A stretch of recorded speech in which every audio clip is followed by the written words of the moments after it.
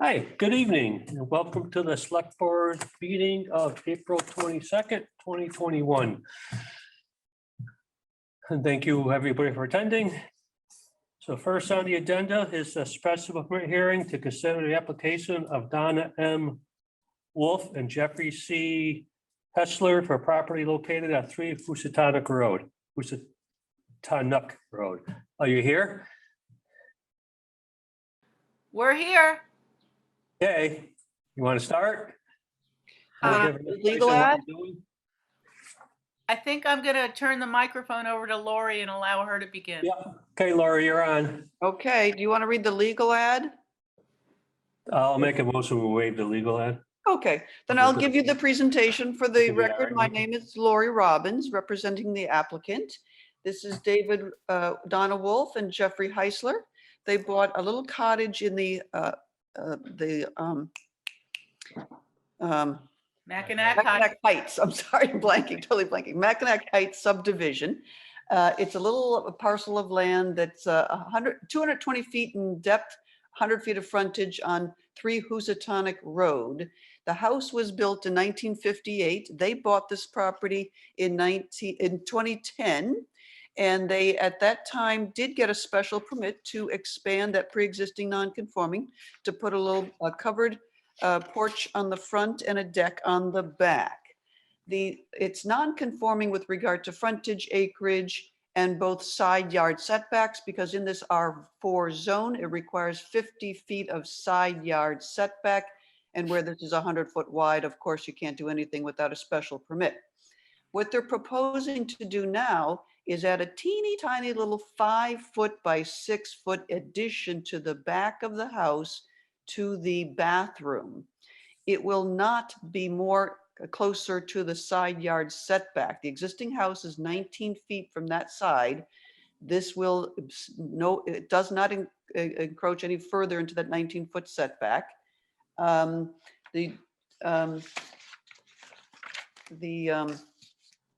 It won't be any higher than the existing peak. The addition will has a total footprint of 30 square feet. It will be no more non-conforming the existing 19-foot setback. The structural coverage on the lot is 8%, which will not change, so it is less than the 10% permitted. And I've submitted to you a building plan showing the dimensions of this lot, the addition that they put on in 2010, and the proposed new 5-foot by 6-foot addition on the back, which will comply with the rear yard setback, but because the side yard is 50 feet, it will be in the side yard setback, but no more encroaching. I would submit that the planning board selectmen should approve this because it complies with section 6.1.2. That extension and alteration will not be in greater nonconformity with open space, yard, and off-street parking requirements. It will comply with the rear yard setback and will be no closer. Will not be more detrimental than the existing nonconforming structure to the neighborhood. The addition is extremely modest in size, and the rear yard setback is heavily wooded with sufficient natural screening from abutters on the north and south side. It's also in conformity with your section 6.3.6 bylaws in that it is in harmony with the general intent of the zoning bylaw, which is to increase the amenities in town because it serves the value of buildings. It will not have any detrimental impact on the established or future character of the neighborhood because the neighborhood consists of homes located on small lots. The design of the addition will be aesthetically consistent with the other properties in this around the Stockbridge Bowl, which have undergone alteration and reconstruction. Since this will remain a single family, it will not create undue traffic congestion or impair pedestrian safety. And it will not overload any public services as this property is served by a well and a septic system. So for those reasons, we'd ask that you grant this special permit for this 5-foot by 6-foot addition to their bathroom in the back of the house. Thank you. Any comments or questions from the board? Any comments or questions from the public? Seeing none, I'll make a motion that we approve the special permit. I'll second. All in Close the favor? hearing first or no? Yeah, I'll make a motion to close the hearing on special permit, and I'll make a motion to vote on that. So I'll make a motion to close the hearing. Second. Second your motion. All those in favor? Aye. I make a motion that we approve this special permit. Second. All those in favor? Aye. Aye. Enjoy your new Just the bathroom. legal stuff, and thank you. Thank you. Okay, Thank next you. is a special permit hearing to consider the application of David L. and Anne Marie Mintz for property located at 19 Lakeview Drive. Okay. Who's representing that? and You for the again? record, Hi. My name is Lori Do Robbins. you want an office here, Lori? I think we have some space. I wouldn't want your job for anything. You got to No, talk. I was thinking for renting, we have tenants. Anyway, So for the record, my name is Lori Robbins. I'm representing David L. Mintz and Anne Marie Mintz, who have purchased the property at 19 Lakeview Drive in Stockbridge, and that is in the Beechwood subdivision. The Board of Selectmen had granted a special permit to, they got a demolition permit for the existing house that was there. Edward Keon and Patricia Kennelly were going to build a bigger house and did get a special permit from the Board of Selectmen. They got Conservation Commission approval, they got everything else, and then they decided to buy another house. So they sold the existing property to David and Ann Mintz.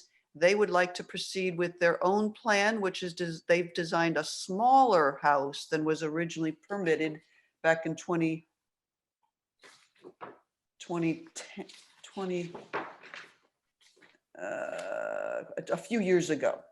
So That's fine. the Mintzes have also been before the board, the Conservation Commission, and I forwarded to your board today the order of conditions that's been granted by the Conservation Commission. They've also been before the Planning Board and got their special permit from the Lake and Pond Overlay District, one of the first times I've ever seen that unanimous decision on the first hearing. So this is a good plan. And now they're before your board. I will briefly describe their project. They are on a third of an acre, a little more than a third of an acre in the R2 zone. It's non-conforming with regard to the front yard setback, acreage, side yard setbacks, and although it complies with the rear yard because it's in the Lake and Pond Overlay District, is also non-conforming with regard to that. They're proposing to demolish the existing structure and reconstruct a new two-story dwelling that will not exacerbate or create any new nonconformities. The lot coverage and density are conforming, and the new construction will also comply with current lot coverage and density requirements. The existing property contains an existing house of approximately 1,050 square feet with a 467 square foot deck, off-street circular parking area, and 2 walkways from the front of the lot to the lake. The existing house was built on piers, had a master bedroom, kitchen, bathroom, living room on the first floor, and an open loft area on the second floor to accommodate bunk-style sleeping quarters. The new house will have a foundation that will provide living quarters in the lower level, including a family room, bedroom, bathroom, sauna, storage, and mechanical room. The new house will have a great room, dining room, kitchen, den, and screened porch on the first floor, 3 bedrooms, 2 baths, and a laundry room on the second floor. This house will not be any, won't exceed the special permit that was granted to Edward Keon and Patricia Kennelly. I've provided zoning tables that show the existing dimensions and the proposed dimensions. If Foresight Land Services wants to share the screen showing the existing and proposed conditions site plan, you can see this proposed site. And I think Jackson Alberti was going to be joining me to do that. Foresight can't make this meeting. Okay, So David I Potter. can go through the drawings if you want. Excellent. David Potter's here with us. He's the designer who drew up these beautiful floor plans and designed this for the Mintzes. So if you could share your screen. Hi, I'm And David show- Potter, company's Green River Design. Figure out how to share screen. You don't? I don't remember how to do it. Okay, well, I don't know that we need, That's fine. I don't We know don't that need we- We have a copy of the plan. Yeah, you have Okay. nice, big plans in front of you. We filed a full-size version of these plans. So I will walk you through it, that it complies with, it is no bigger than the existing nonconformity.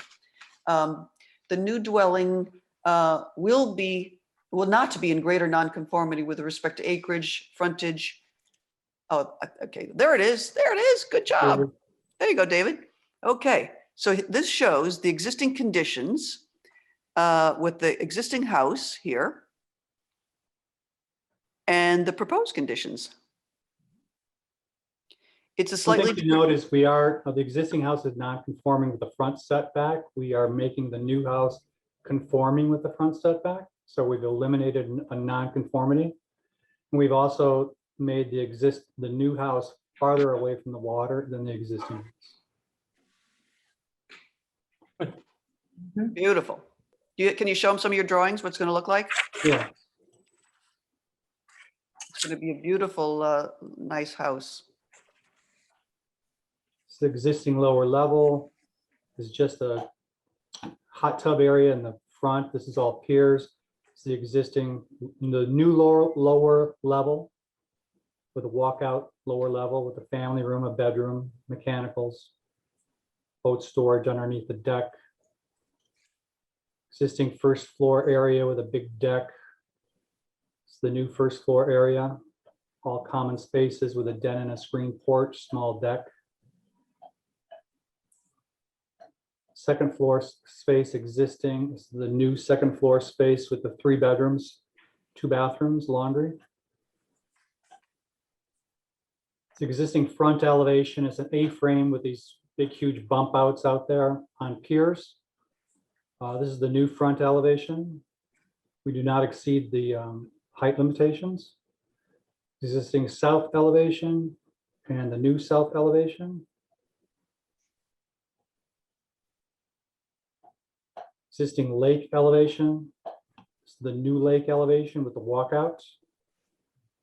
Height is from the lower level, 6 feet off foundation. And the existing north elevation with the new north elevation. And that's all I got. Beautiful. So Yeah, we, this go is, ahead. I just want to thank you for taking down that other house. Every time I buy it, it's just, I just shake my head. No, how it's still standing. Yeah. Thank you also for proposing to build up and not out. Much better for impermeable surfaces. Yeah, very good job. Any questions from the board? Just for housekeeping, make a motion that we waive the legal notice reading. Yep. Second. All those in favor of that? Sorry, should have done that first, but any comments from the public on this special permit? Nancy Gilbert has her hand up. Nancy? Yes, I just wanted to ask if the new footprint exceeds the existing footprint in terms of size. Footprint, so that would be a coverage calculation. So let me find my drawing. Right, zoom a little. 59 square feet.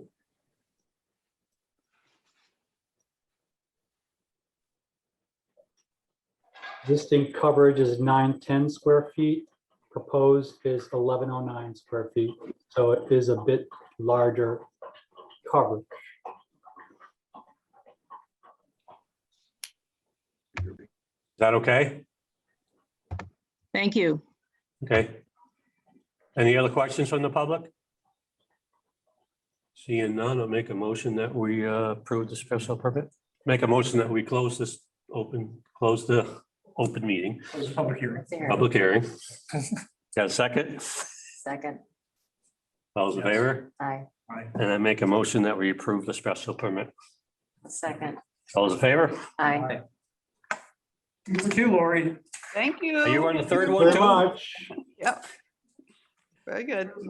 So the third one, first I'll make a motion that we waive the reading of the legal notice. Second. Second. All in favor? Aye. And we'll open the special permit hearing for Joseph Short and Michaela Donovan for property located at 15 Mackinac Heights Road. Thank you. My name's Alex Glover. I represent Joe Short and Michaela Donovan. Joe is here on the line in the Hello. Zoom today.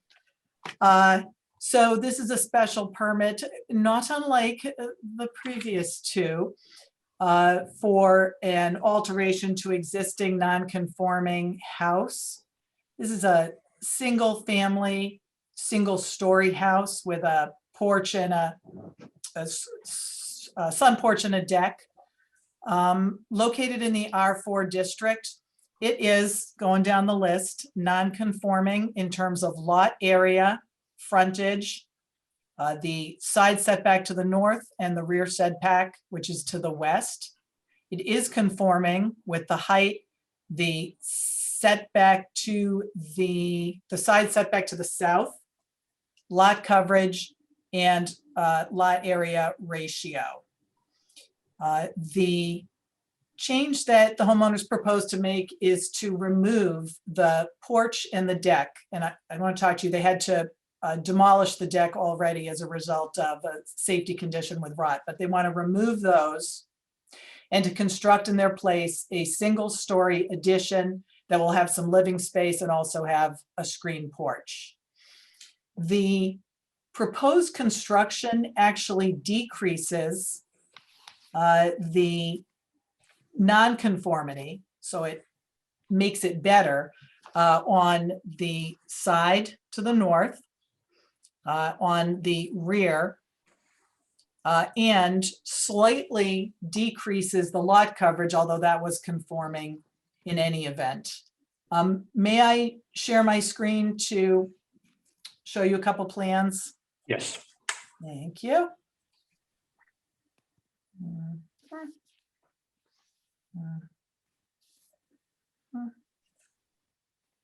No, that didn't work. Okay. Okay, so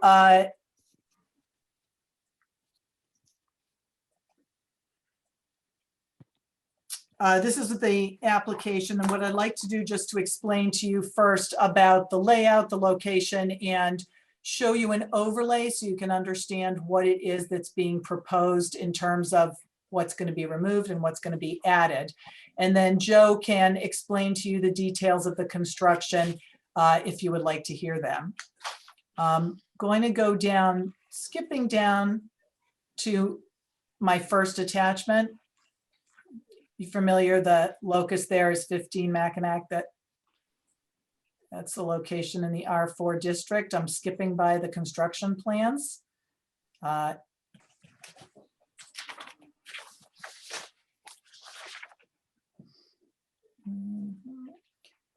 I'm having trouble resizing these on my page, which is slowing me down just a little. Okay.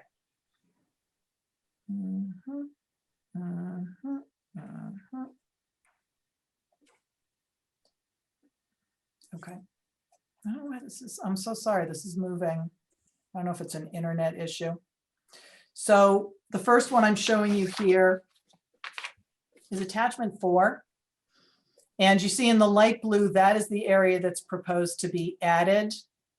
And the scored area is the 1-story wood frame dwelling that would remain. Again, it's all still going to be single story. Going down to my attachment 5. This is an overlay, and you can see that the marine blue, or the blue there, is the box, is the part that's proposed to be added. The scored box underneath it, and then the part that that says deck, that's what was previously removed, that's going to be removed. So it's going to be replaced. And as you can see, it's just going to square off the existing 1-story dwelling. And I think you can probably see most easily here that it's going to actually pull in on the north side and and the back, so that it will be less non-conforming there.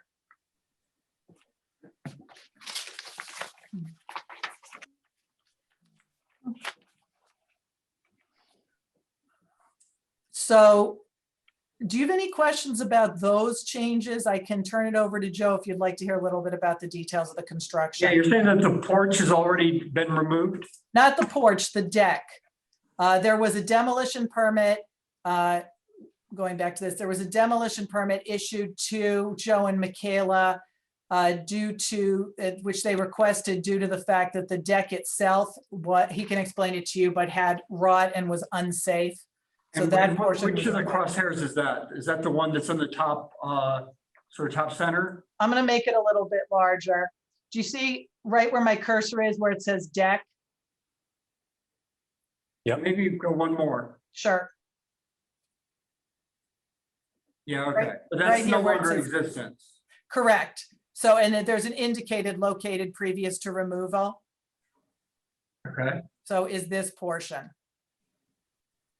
And that was just removed for those safety purposes.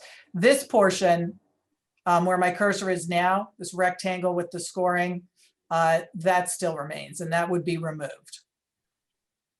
Okay. Do you have other questions about that? No? Would you like to hear the details of the construction, or are you good Sure. with that? Okay. Go ahead. So the public can hear it. So, Joe, I'm going to stop sharing and let you share so you have control. Sure, thanks, Alex. Hi, everybody. I do have my small, my small legal counsel sitting with me, so I apologize if it's a little That's noisy. I got this here. So just to show you here that it's very much in character with the neighborhood that attracted my wife and I to it in the first place. So it really just a matter of removing what was a dilapidated 3-season room and the back deck that was not safe and noted as such as on our inspection. And so this is going to be a single story, as Alex said, wood clad thing that the front elevation will effectively look the same as the house does now with some updating. And then on the side, we're just kind of extending back a little bit. And then, so the rear view over here. So really, really in character with the neighborhood and really in character with what pre-existed. I'm just trying to clean it up, make it safer, make it more usable space. Power Any- on. Any questions from the board? Hearing. Any questions from the public? Seeing none, I'll make a motion to close the hearing. I'll second. Those in favor? Aye. And I'll make a motion that we approve the special permit for 15 Mackinac Heights Road. I'll second. All those in favor? Aye. Aye. Thank you. Good luck. Thank you very much. Thank you very much. Next, we gotta act on appointments for the accountant search committee. What do you got there, Mike? Yep, so Names.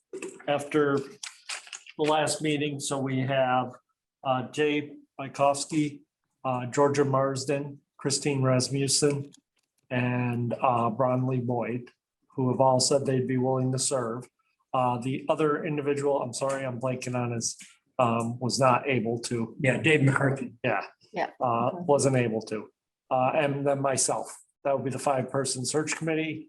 If the board so approves, we would bring forward at least 2 candidates, a minimum of at least 2 for the select board to consider. And we would do the initial search and initial screening. Yeah, I'll make a motion that we appoint the members that Mike read to the search committee. Second. All those in favor? Aye. Aye. Aye. Good luck. Thanks for Finding somebody serving. good. Thank you for helping. Okay, good news. Update on Larry Wag Bridge opening. Bid Yes, opening, not the bridge opening, the bid opening. we had the bridge opening on Tuesday, which we have submitted which we did, Maximilian was the low bidder. 1,350,537.04. It's been reviewed by our engineering firm, and they have recommended that Maximilian be awarded the bid. In addition, we had to submit to the Mass Department, and you have it within your packet here, the bridge unit certification, which is page 3, and all 3 of the low bidders, you have the 3 low bidders that are listed there. They've all been approved. They're all qualified for the job and meet the state certification for it. So that's the good news. The bids have come in. We have a low bidder. The problem is we are approximately 175,000 short with remaining funds for this project. So you'll see in here on the 4th page on your packet is a reserve account transfer. So we have identified 4 accounts that we have money in. The Board of Selectmen, along with the Finance Committee, in the last 2 months of the year can move money from one account to another to cover unexpected costs that have risen. So this will be a vote to approve these transfers effective May 1st, because you have to wait till May 1st in order to do it. We did double check with Dave Irwin, our auditor. He's fine with the process that we're using at this point.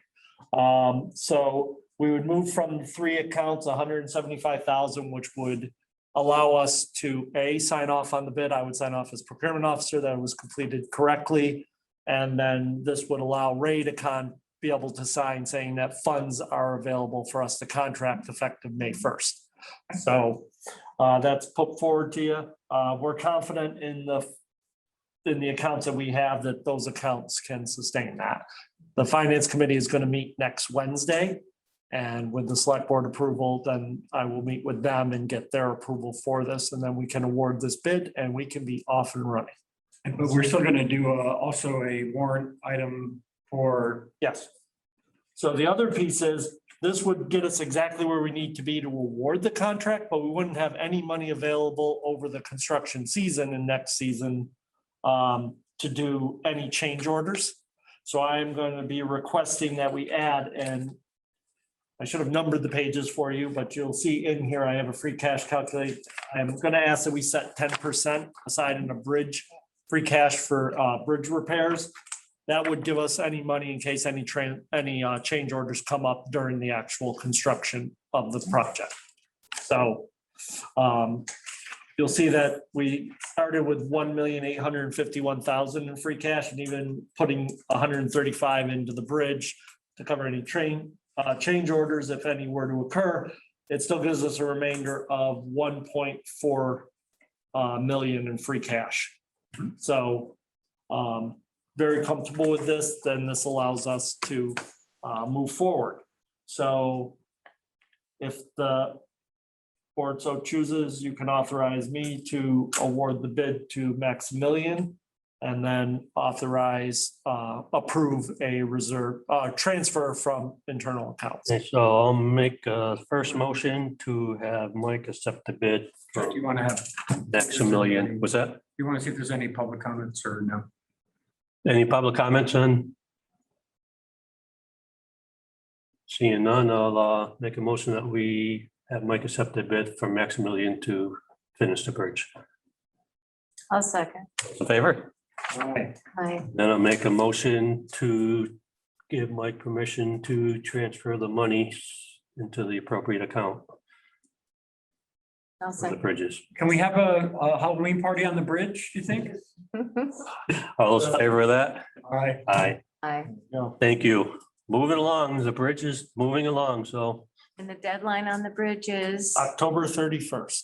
And Hence the, one of the reasons why we think we only ended up with 3 bids and only from the 3 largest companies, because this was a very tight time frame that we're pushing to have this bridge done. One other reserve account transfer that I need approval on is for the funds to finish out this year's rescue reserve. We need to transfer $7,000 from the reserve account. You have the paperwork in front of you. It's transfer number 4. I'll make a motion that we like to transfer the money for the rest of the river. I'm sorry, what's that? It's the rest of the river municipal committee agreement. And this is for legal costs, Yep, correct? no cost. For rest of river? The rest of the river Right. project. Sure. All those in favor? Aye. Aye.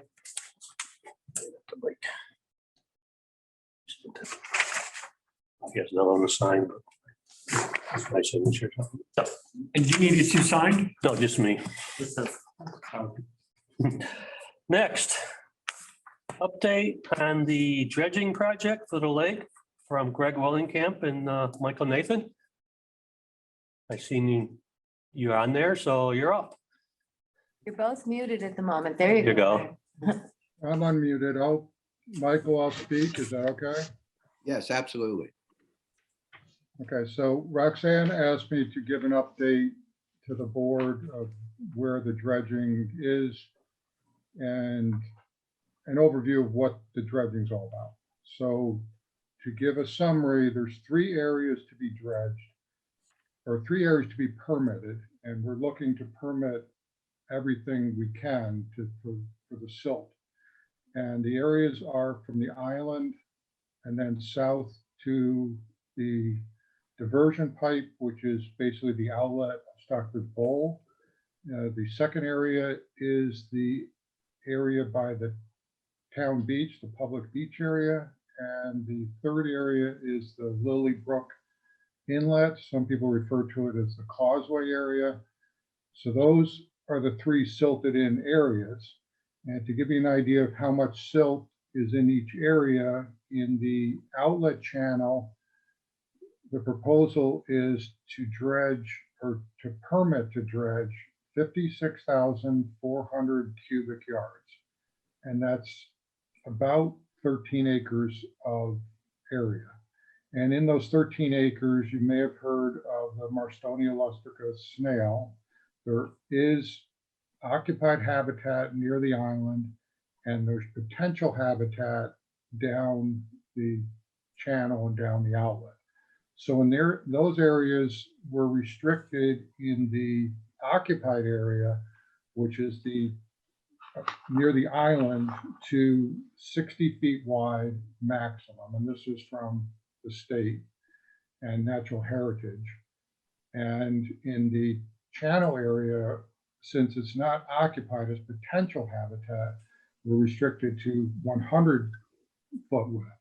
And 100-foot width actually in quite a few areas of the outlet is most of the outlet.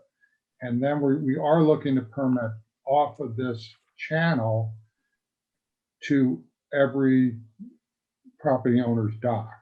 So it wouldn't just be a channel, there'd be legs off the channel to each dock. So to give you an idea of the amount of material, I mean, I said 56,000 cubic yards, that equates to 2,820 truckloads, assuming they're triaxle trucks, which are a common large dump truck you see on the roads these days. So that's what we're looking to extract from that area of the lake and to haul away. The other area at the town beach is a small volume. It's 400 cubic yards and it's 0.2 acres.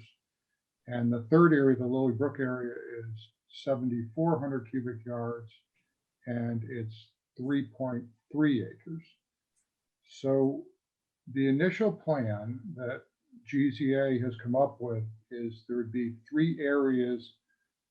The silt would be removed by dredging, and there'd be a barge, most likely 1 barge on the lake with a tube coming off of it, pumping the silt into, when I say tube coming off the barge, about an 8-inch diameter tube, and then it would go to shoreline where there'd be geotextile tubes, and there'd be large black tubes. They give you a general idea of size, 8 to 10 foot diameter by 30 to 80 feet long. And they're made to order, so they can be any size. So you make them to fit whatever property you have. And then those tubes are proposed. We found 3 areas to have these tubes reside. And obviously you need quite a bit of area for the tubes because they need to dewater.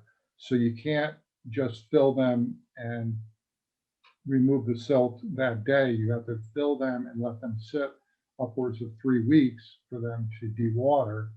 Then you literally cut them open and haul the fill away. So the challenge has always been, one, you need 3 areas for these tubes, and the other thing is you need accessible areas once you need to remove the silt. There has to be access for trucks to get to the tube. Greg, would you mind speaking a little louder? We have a fan in here. Okay, so the areas that we found for the tubes that people agree to, and these are private property owners, there's no other than the town beach. The Rich and Karen Gersberg have offered their property, which is on Pennyroyal Lane, which is a road off of Interlake and Crossroad. The second property is Nikki and Ellen Rabina's property at 74 Interlaken Road. And the third property is my property at 28 Beechwood Drive. And we've come up with access to all 3 properties once the tubes have dewatered and need to be the silt hauled away. And most of the silt as of today will most likely end up in Bullard Woods. And the reason being, I hope that we could distribute to different areas. Meadow Farms expressed interest. There's been some abandoned quarries that can, but per state regs, the soil isn't dirty dirt, but it's regulated. We can't scatter it around Berkshire County. We have to have it in paperwork wise. It needs to go to one area, and it obviously needs to be a large area, and the closer, the better for hauling costs. So it's most likely going to end up in Bullard Woods. What part of Bullard Woods, Greg? What's that? What area of Bullard Woods? Well, the area not right at the lake, up, I'm going to say north of the lake shore. The first field. The first, exactly, yeah. Where that swinging bench is or was. Yeah, when you're closer to the lake, it's a little bit sloped, and then it would actually be more cost effective to get it further into Bullard Woods. Not in the, I say Bullard Woods, it's called Bullard Woods, but we're not taking trees down and be in the meadow. Okay. So the only thing that happened recently, and say in the last 2 or 3 weeks, is GZA is at this point, this plan that I have reiterated here is established. We know what we're doing, so we know where we're permitting, and now GZA is at the point where they're getting pricing on this. And there was one dredging company that said, don't rule out pumping all the material to Bullard Woods and not sending it to geotextile tubes at 3 individual properties. So I just want to inform everyone that is still a possibility. And that would mean there'd be more than 1 barge on the lake. There'd be 2 to 3 barges on the lake, where one would pump it to the next, and then it would go to Bullard Woods. And the reason we haven't ruled that out is the geotextile tubes obviously aren't free. Trucking to Bullard Woods is the cost. And if the cost of having these extra pumping stations on the lake is less than the tubes and the hauling, we'll end up with the barges on the lake.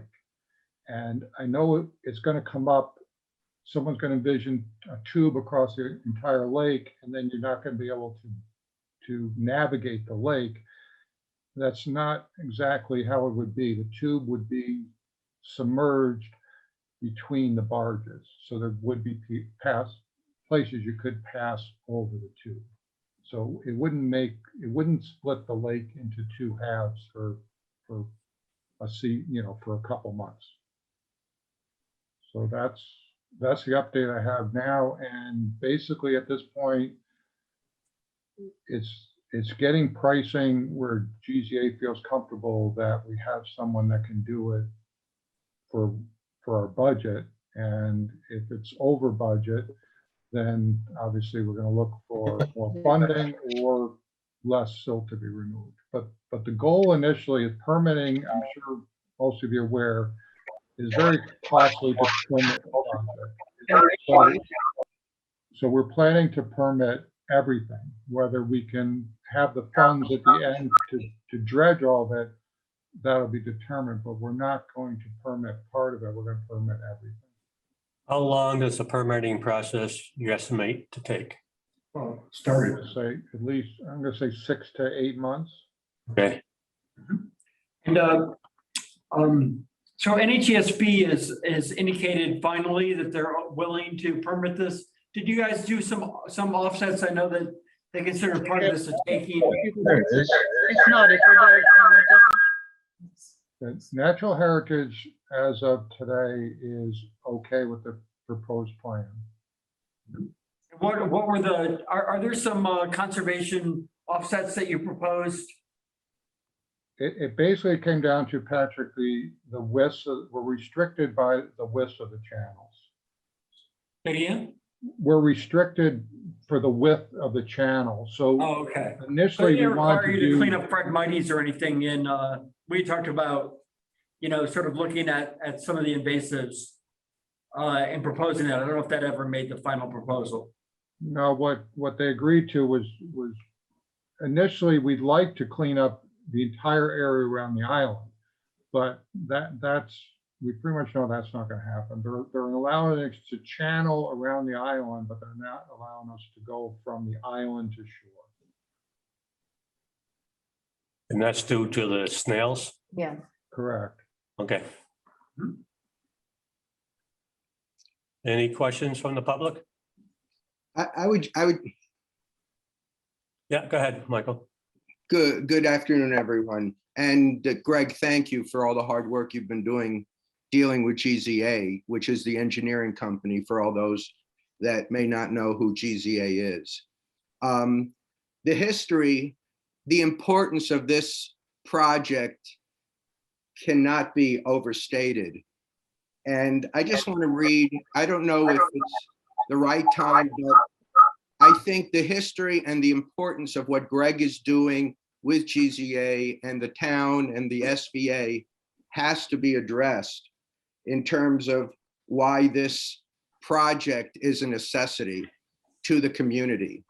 I just want to read you a short take on an article from the Berkshire Eagle that was written in February of 2008, 13 years ago.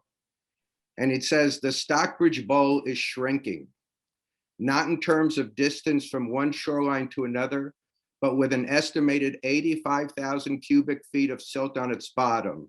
There is a lot less of Lake Mackinac. Believe it or not, when I was a kid, I used to water ski around the island.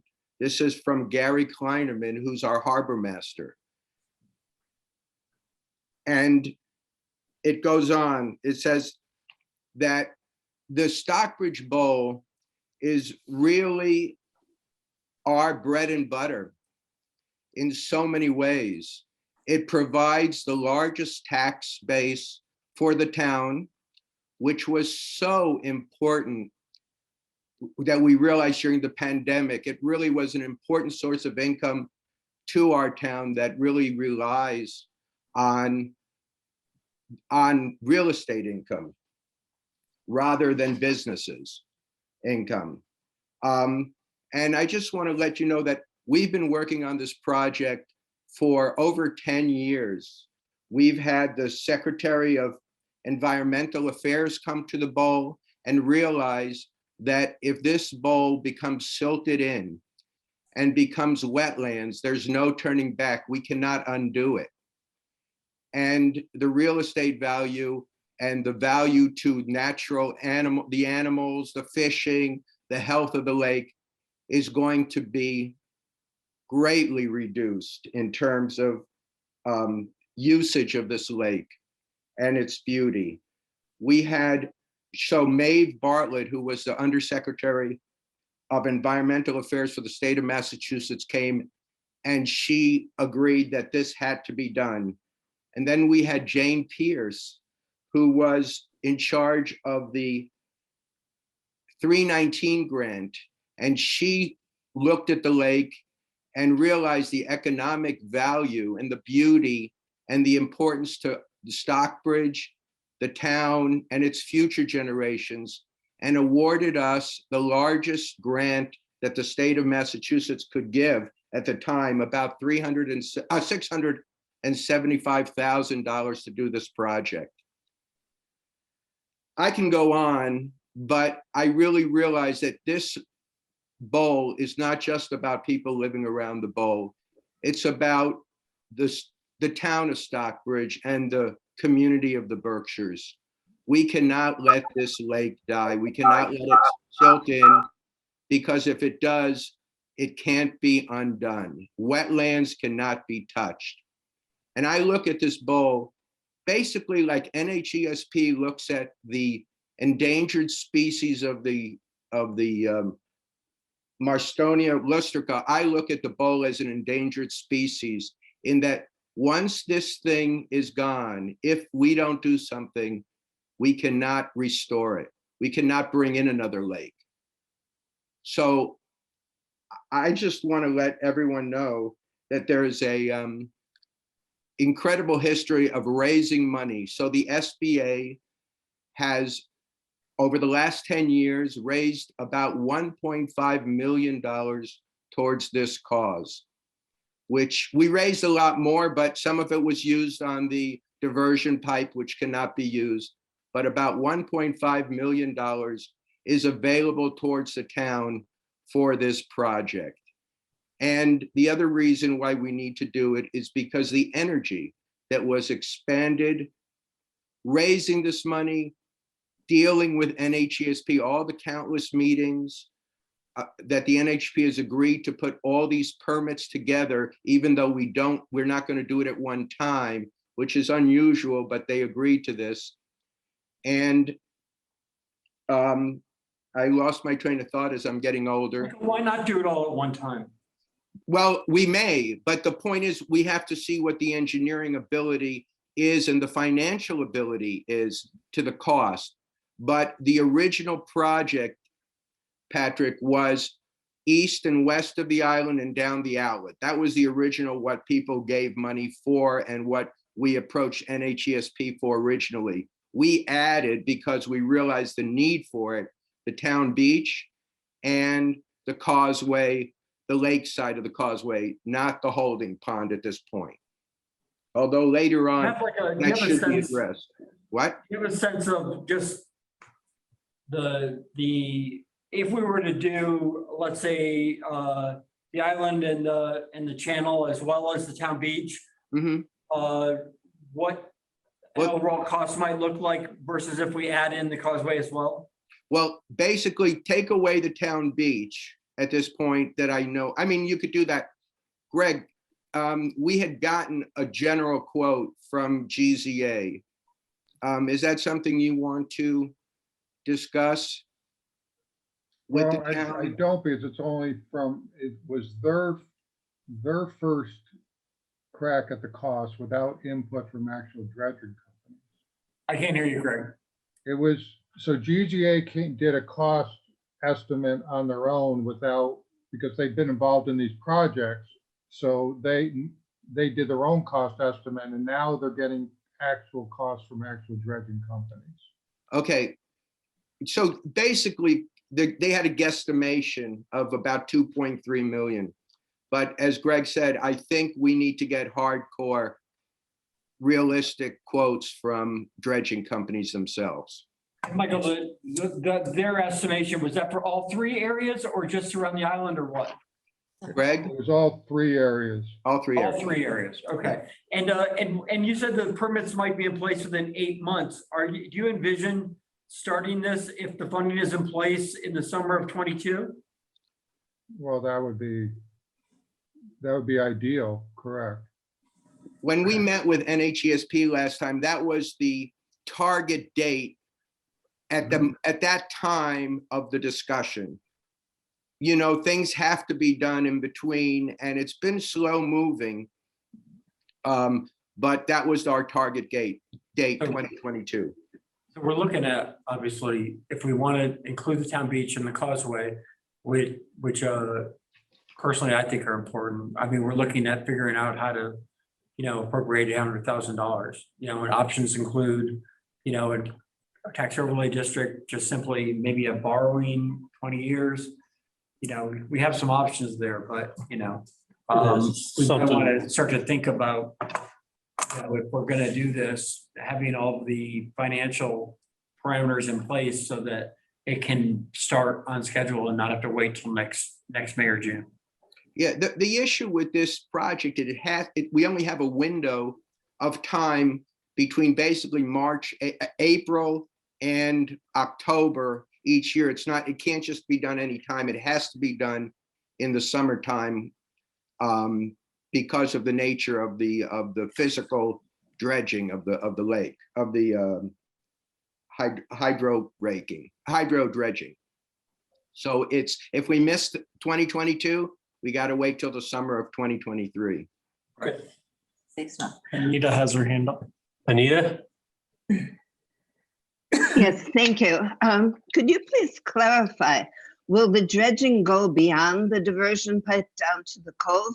Because if it doesn't come to the other side of the diversion pipe will never work. Greg, do you want to? Yeah, right now, the dredging would go pretty much stop at the diversion pipe. Stops at the diversion pipe. So then from the diversion pipe down to the waterfall to the cove could just become a bog? No, because after the diversion, when I say diversion pipe, I should say we're stopping at the Tennessee, I keep calling it Tennessee gas line because that's what it was for decades. Same So place. we'd pretty much be stopping at the gas line and the sewer line. And those are the lines that caused this problem to begin with. So that's where the silt is from there north is the silt. So south, or it's pretty much southwest of there, after the gas line and after the sewer line, that area doesn't need much. It's before those areas where all the blockage was. So then what was the purpose of the diversion pipeline for $1 million? That was to lower the lake so that the Eurasian water milfoil could be controlled by lowering the lake by upwards of 5 feet every winter. So you don't want to use the diversion pipe? We would love to use a diversion pipe, but now Like $1 million. natural heritage endangered species people will not let us lower the lake by 5 feet.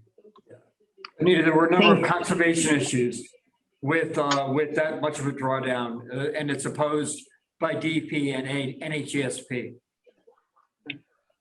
Thank you. Anita, Hugh? Got to mute. Yeah, I just wanted to say something. You're talking about 2,820 triaxle just coming out of the island to the outlet. With the rest of the dredging, you're looking at 3,000 to 3,500 triaxle loads. And if you have 6, 7 trucks on, that's roughly 70 loads a day at 10 work weeks, Monday through Friday. That's a consistent pounding, on that road surface through that choke point, to Bullard Woods. I'm not opposing nor endorsing either way, but just please take that into consideration when you're weighing pumping it versus trucking it. That's an awful lot of truck traffic in that short run on a narrow road, so I'm not opposing nor endorsing, just kind of throwing that into the mix when you're weighing options, I guess. Yeah, when we decide which way we're going, and if it is a trucking route, we would add monies into this project to repair the roads. That Okay. will be like we did with the bridge and stuff. Yep. We'll Awesome. definitely make sure so it's not a hidden cost. We're not hiding anything. Yep. We know it's going to be X amount to fix that road back to normal.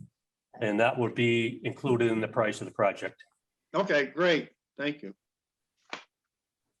I hope.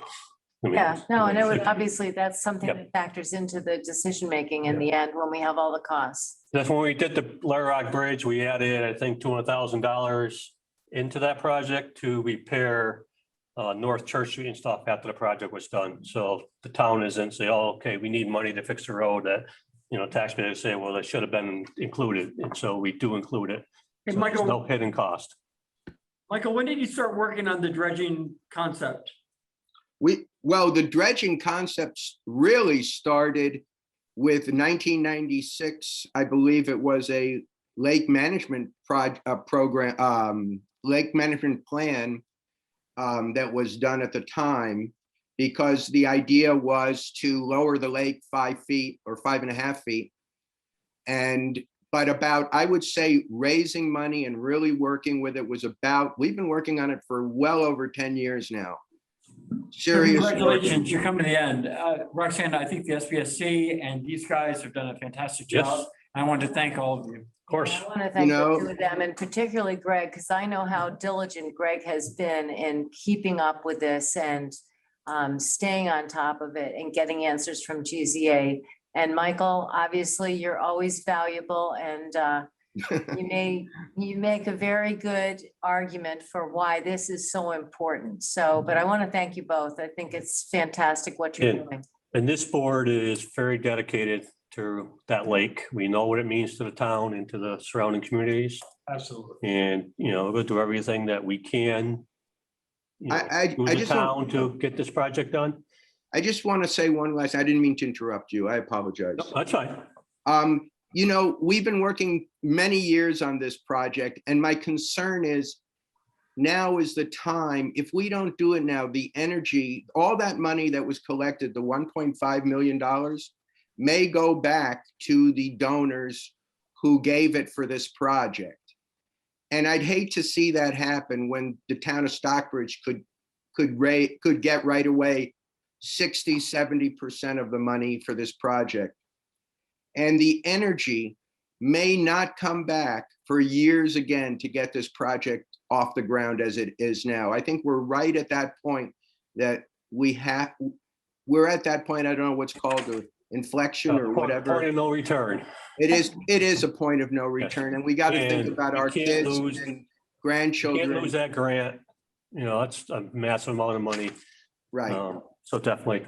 Rebecca? Well, actually, Art Krieger. I'm sorry. Art. But, I don't make glasses on. Thank you. I support the project. It needs to be done. You've heard how long it's been in the works. I want to add my thanks to Greg and Michael and everybody else who's been pushing it. And Art's the president of Beechwood. Art Krieger, 4 Grove Road, president of Beechwood. But I'm not speaking on behalf of Beechwood here. My own comment is simply to put in a word for the pumping option rather than the trucks. The trucks, whatever the road impacts are, can be repaired if the money's there. But we sort of forget about the human impacts of 2,000 or 3,000 big truck trips. You're talking. It's going to be devastating with the trucks, but noise, emissions, safety on those roads, on those hills. The pumping option to me is the way to go, and I would just ask that be the preferred option. Michael, you're sure we can't scoop out all the silt with our 20-year-old harvesters? It was a joke, sorry. Any other questions from the public? Just one more thing to throw in there. What Michael said, what would this project cost in 10 years if it doesn't happen now? I guess that's one more thing to think about. Or if we can even do it in 10 years. That's exactly. That's the big thing. Ann? Go ahead, Ann. You're muted. Ann, you got to unmute. Figure it out. Ann Saban, you got to unmute yourself. Hit your space bar. Can you unmute her, Mike, or you can't? Only asked to unmute. Because you mute from your own. Try hitting your space bar.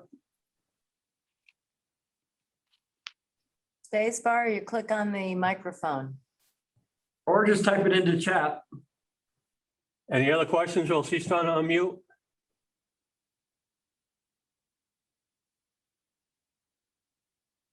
Sorry, Ann, we can't hear you. You're muted.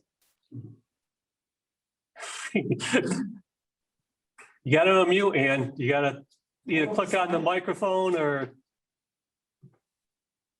Or she never activated it. You can always contact us with our question. Yeah, give us a holler on the phone tomorrow for your question and we'll answer it. We're not making any decisions tonight in anything, so it's, you know, it's not anything that we're voting on at this point. Thank you, sorry. Any other questions? No, thank you, Greg and Michael. Check on It's this. definitely a project that we have to move forward on. We have the candidates for the Forestry Commission all on. Is there any way we could maybe just rearrange the order and let them and deal with that one just? Yes, Yes. open it up so they can go. Uh, And we have Daryl waiting. Yeah, they're all ready too. Okay, let's do the appointments. Let me get open mic. Next, we're gonna skip to the appointment, of the Agricultural Forestry Commission. Why do we have two down? Now it's working. Well, she's got a second device. Yeah, doesn't she? there's two devices on. Got a phone on They maybe? need to shut off one You got device. to shut off one of your devices and you're on twice and you're echoing.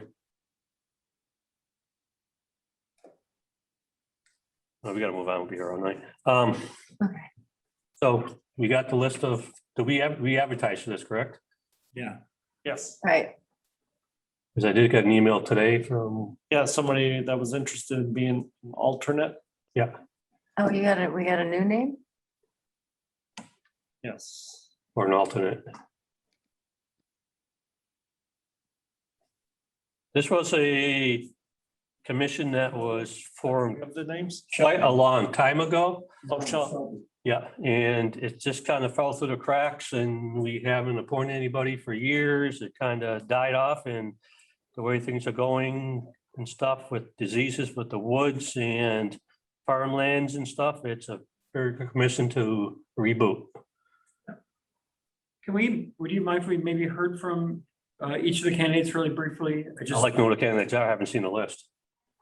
I don't have the list. I was looking for it. It's Matt Boudreau who's on. Go ahead, Patrick. It's Eric Rasmussen who's on. It's Shelby and it is Lisa Bizzuto who are on. They're all on. Okay. So Patrick, why don't you start and I tell have me who you want to talk with? I have a question. Can you pass my question on?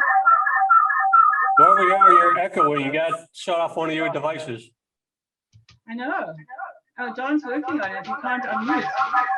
You can. John, just leave the meeting. Leave the meeting. Are you there? Yeah, we just muted her because one of the Okay. devices has to log off for them to. Okay, so Every time they. who's on it, Lisa? Oh, well, Matt was the first one to Matt? put his name in. So why don't we hear from Matt? Hey, Matt, Hi, Matt. unmute. Hi, how's it going? Hi, I'm Matt Boudreau. I am assistant farm manager at Woven Roots Farm in Tyringham. We're a regenerative farm. A little bit about myself. I went to Drew University and studied environmental studies and sustainability. And my main focus was around food policy and forest ecology. And I look forward to working on issues around the forest and being a voice for the farmers and homesteaders in Stockbridge. So look forward to working with you. Okay, thank you. Thank you. Thank you. Who else is on it? Hannah? Then I believe Eric. Eric? Rasmussen put his name in next. I got to mute Eric. Pretty soon we're gonna have face-to-face meetings, so it'll be nicer, but go ahead, Eric.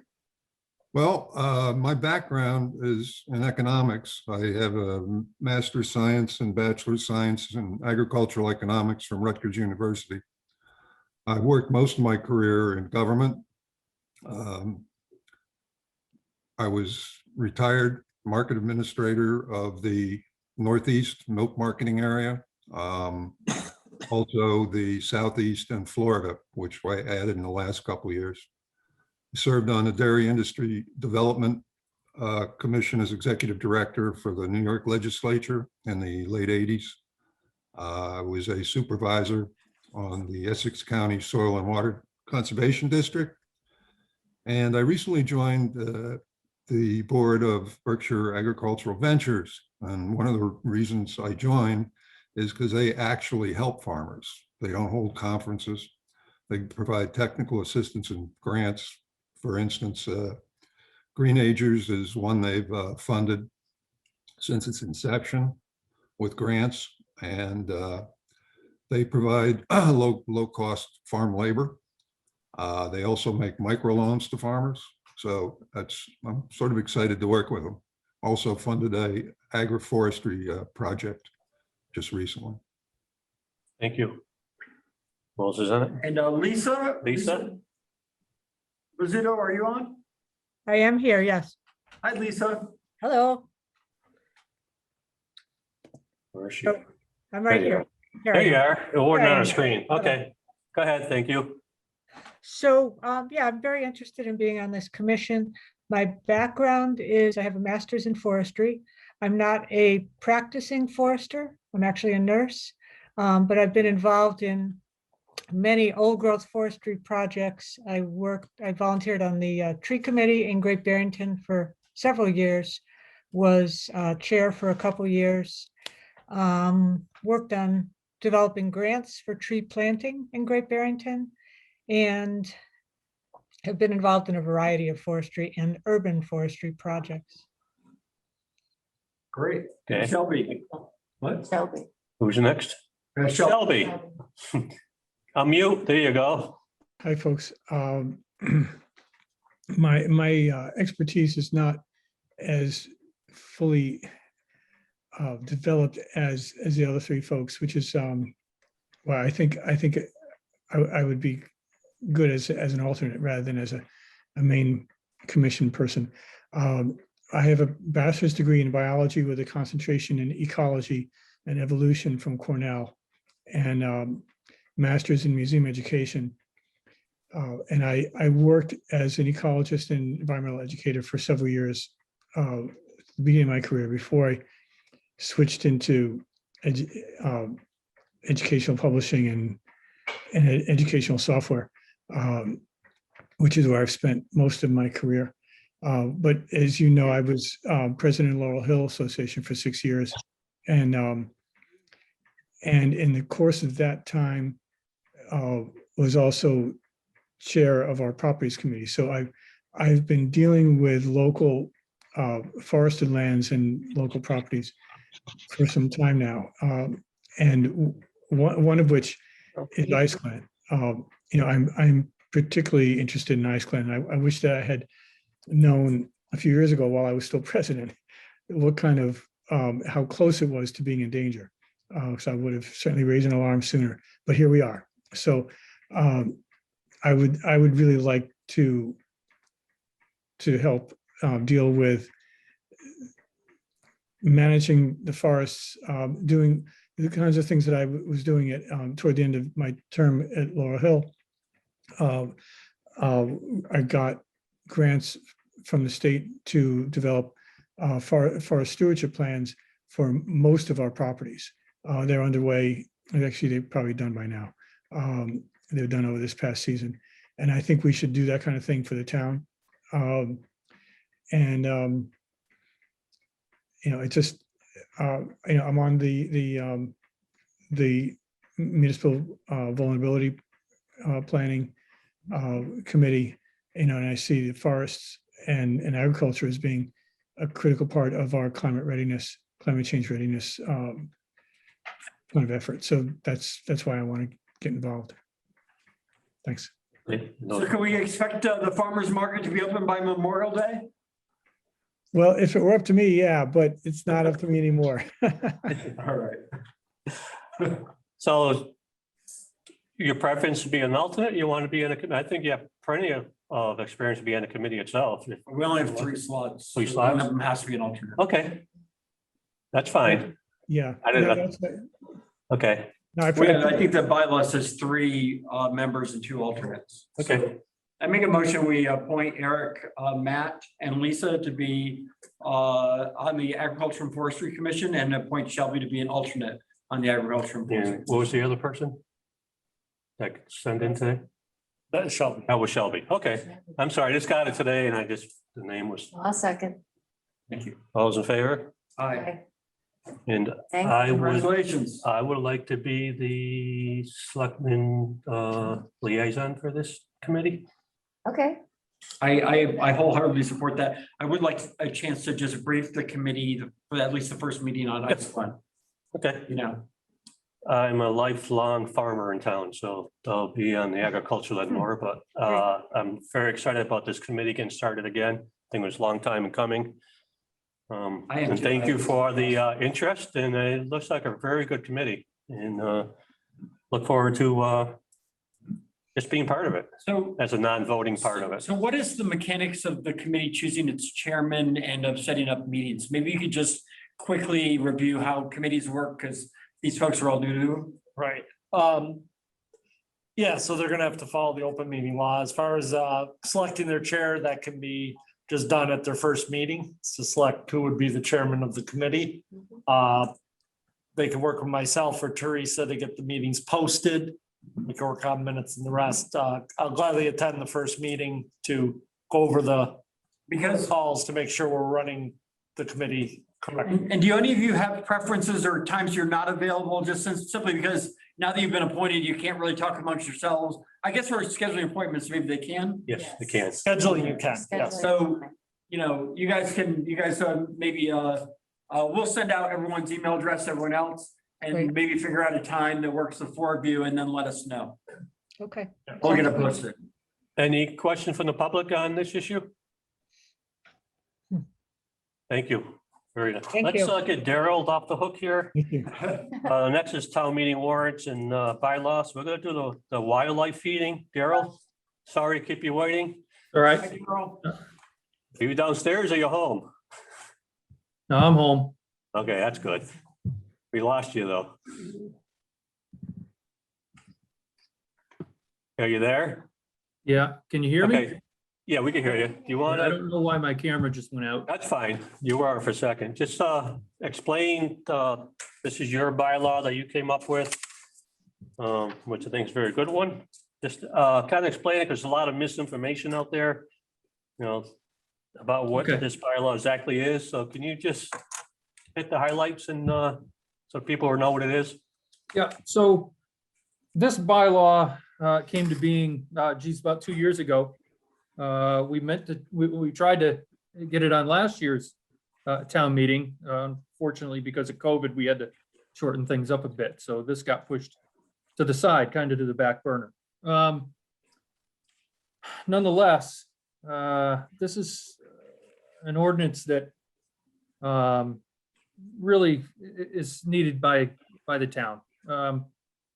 When we're in the middle of summer and we're seeing bears walking down the middle of Elm Street in the middle of the afternoon, you know, while they're very fun to look at and they're beautiful animals, it's a dangerous situation. I'm not saying that we all need to panic and be afraid of bears because they're going to attack us and eat us.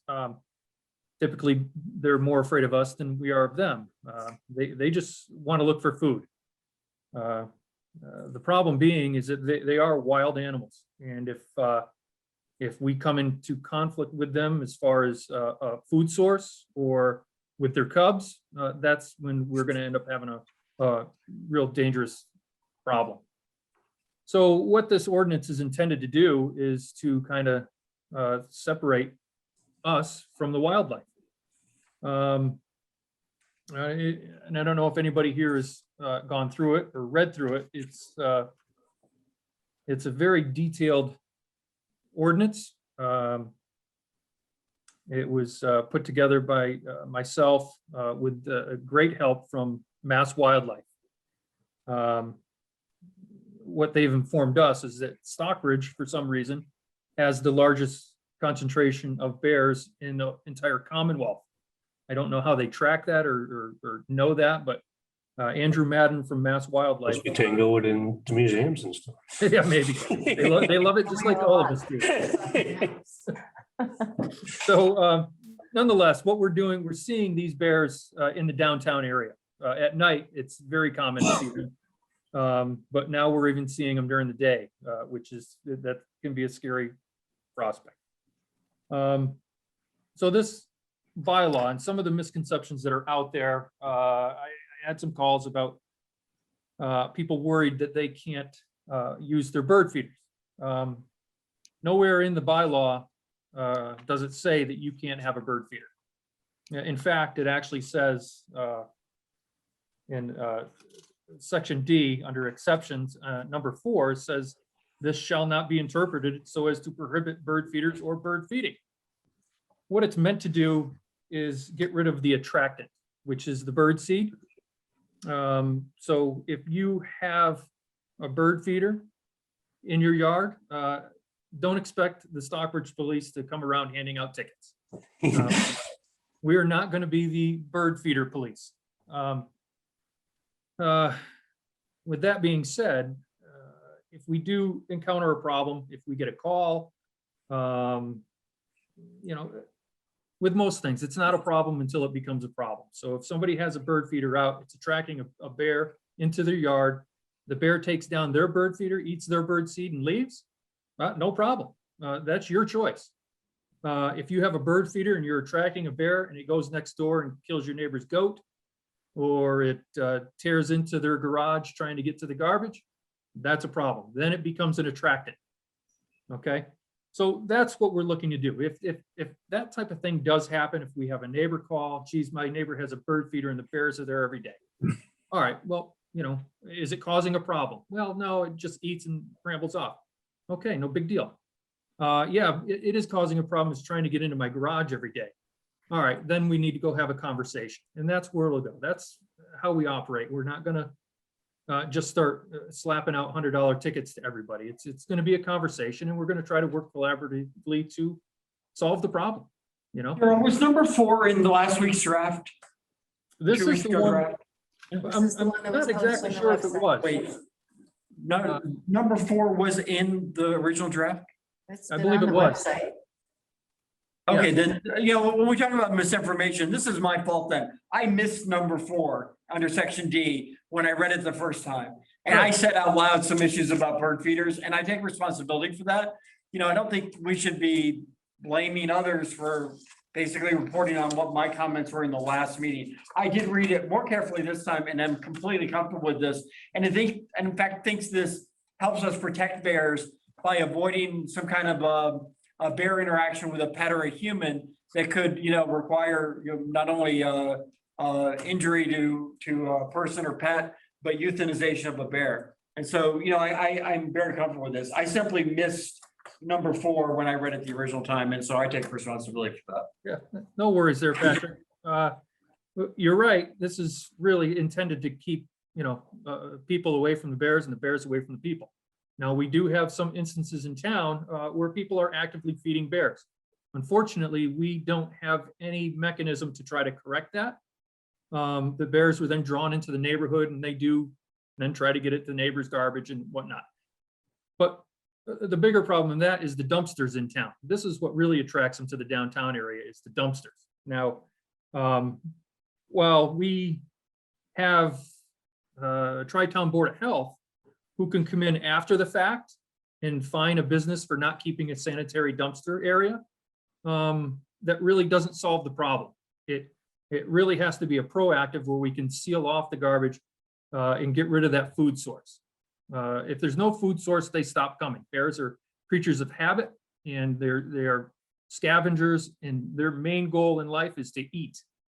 And if we take away that food source, they usually stop coming around. Correct. Good. A bear is very habitat oriented. They kind of make a loop in the fruit supply. And when they go 2 or 3 times to a certain spot and the food's gone, they will go to a different spot. Michael, my only question for you is it better to sort of have suggested fines outlined in this? I mean, it says right at the, under E, fines will be determined by the Board of Selectmen. Why isn't that enough? Why do we, if we're going to be determined them anyway, why enumerate them in the bylaw? Yeah, it could be. And then every year we do a fines and fee schedule, the beginning of every fiscal year, and establish what they are. Right. Right. So we could just leave you know, that there'll be a first violation, a second violation as set by the Board of Selectmen and the rest. So we can tweak that. I mean, if you're, Yeah, no, that got added because of Donna's comment, I think.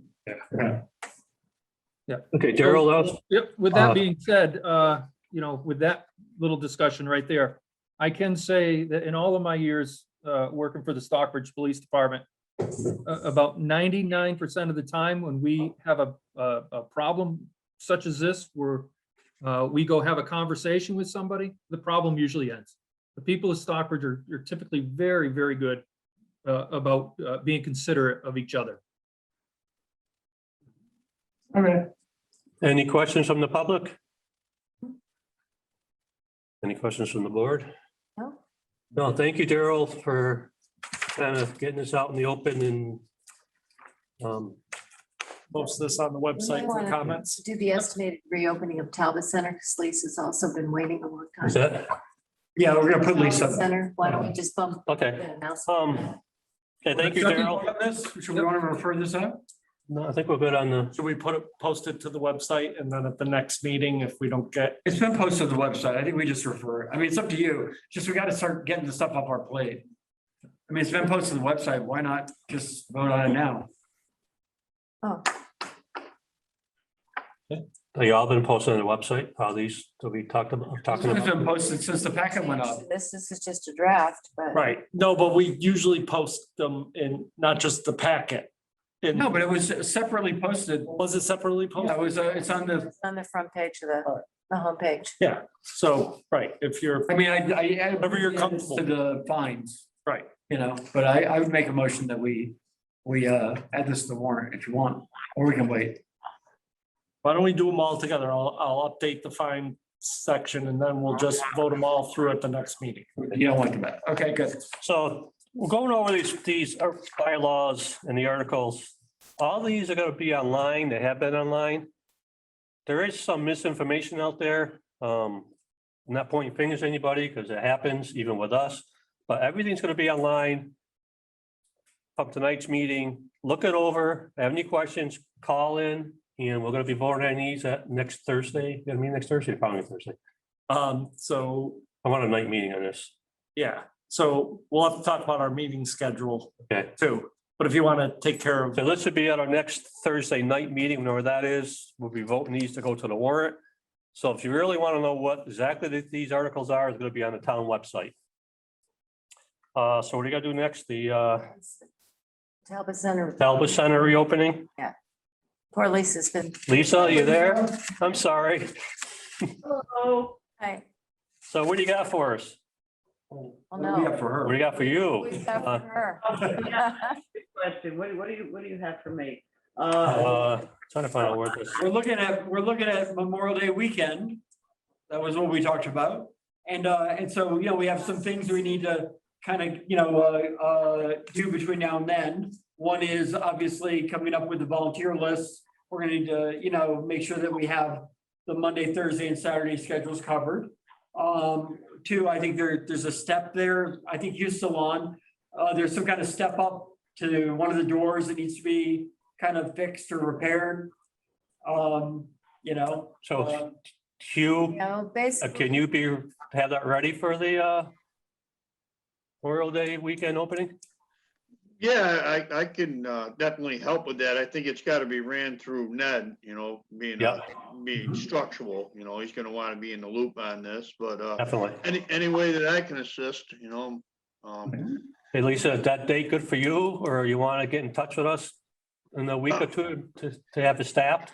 Yeah, I think, sorry. Go ahead, Hugh.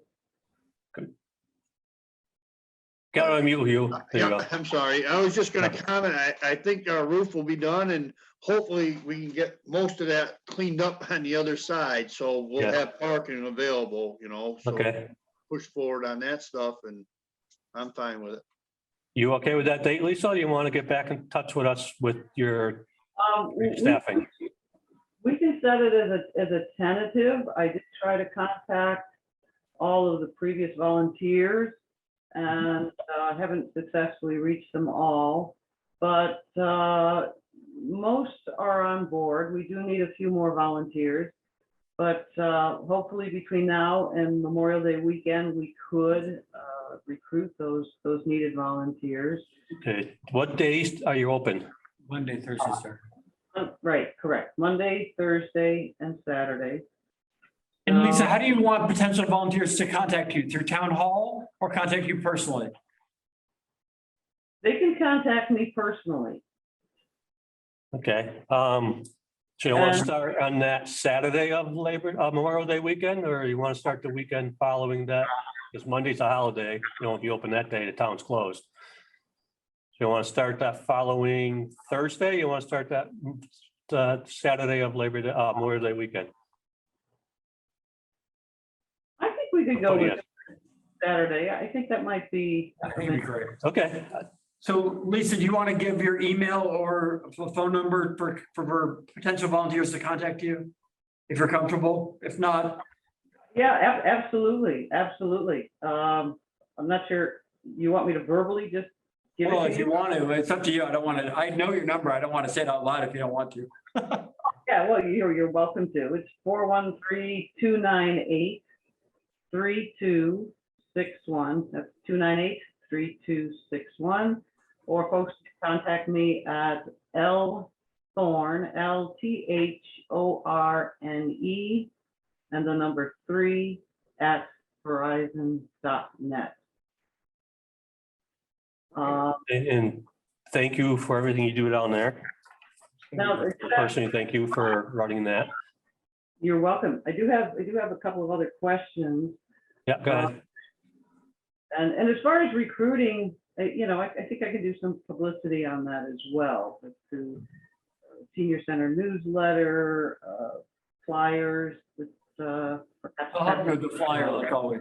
Legal and Mike, they got to run that by you first before, or is that just for the volunteers for that place? What's the proper, I would say that just whoever's, okay, you've done it. okay, I just want to make sure we're, okay. Okay. Parking was a question, but it sounds like Hugh, you've got a handle on that. Where is parking going to be? You can get together with you on that, meet them down there and go over all that with them. That way there you're face to face and there's no middleman that get anything confused. That sounds good.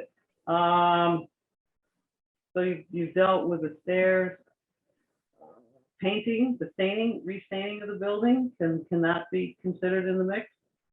Well, we just had a conversation yesterday, Michael and I, and I'd asked, why can't we get the sheriff's department to come down to do their community service? And so that's a possibility that you'll be checking on. Yeah, I'm gonna be putting a request into the sheriff's office to see if we can get a work detail. But that won't hold the opening. We could open it up and paint it when you closed. So we're not gonna hold up the opening if it's not painted. But we'll get it painted this summer. Okay, okay. I assume the electric has been reconnected? You? Oh, that's a good question. Good You know that question. answer, Hugh? I think it was, I want to say it was hooked back up. I don't think the generator's tied into it, but I believe the electric was turned back on, so. We'll make sure I can that that's check on that addressed. tomorrow. Yeah, and I wouldn't worry about the generator for that, but just make sure the power Yep, yep. is up. We got a few weeks, so. And also, I believe the parking was laid out on the original plan, you know, I think. Yes, there it is was. parking, Have to look at so- that. So I can go over that with Lisa as well, so, Okay, and I'll check the electric tomorrow. okay, thank you, Hugh. Yep.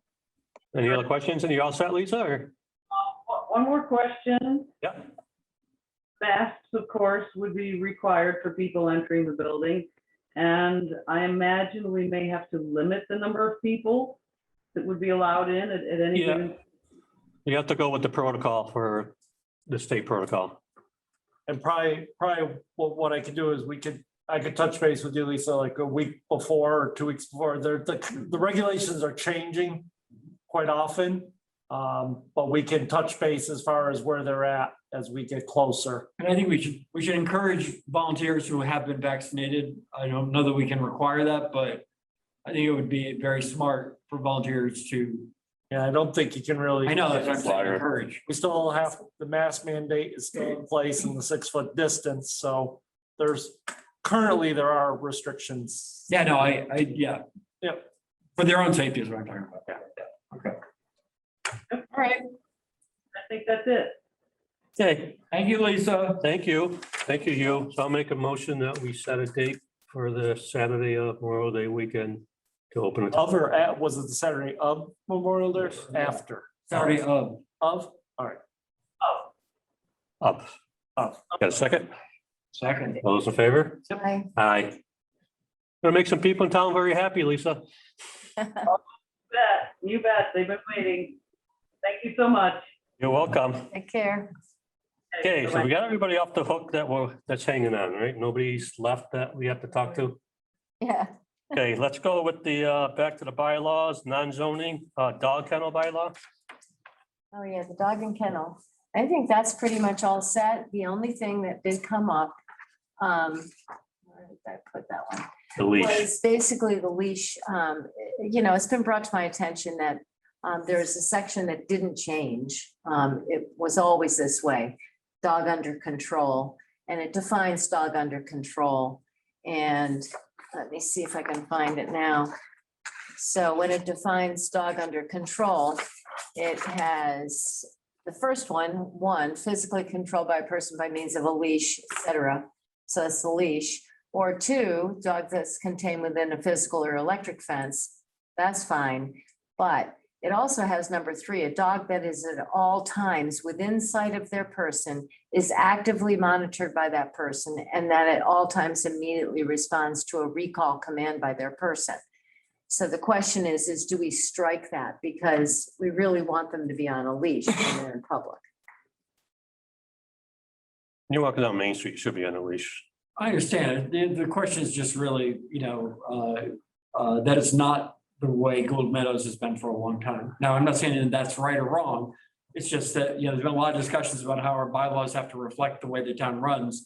And Gold Meadows is not operate under those. And people hiking, obviously, Yeah, let the dog off leash. But it's not like this, when the police are gonna go to Gold Medals and give you a ticket for having your dog out the leash. It's like they're not hunting for the bird feeders. Yeah, but if your dog, if something does occur.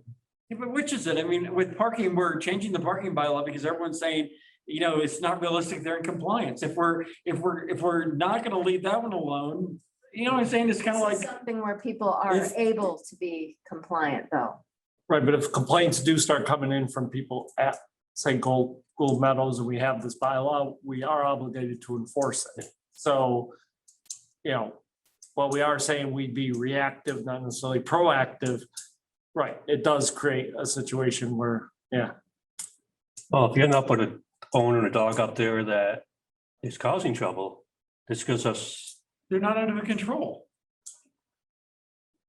Yeah, Yes. but the whole idea is like you're trying to avoid an incident. What you don't want to have is 2 dogs fighting each other, a dog attacking a person, etc. I mean, that is the thinking that was being expressed to me, is that there's no such thing as a dog truly completely under control under all circumstances. So I'm just putting it out there to talk about, because this was already done.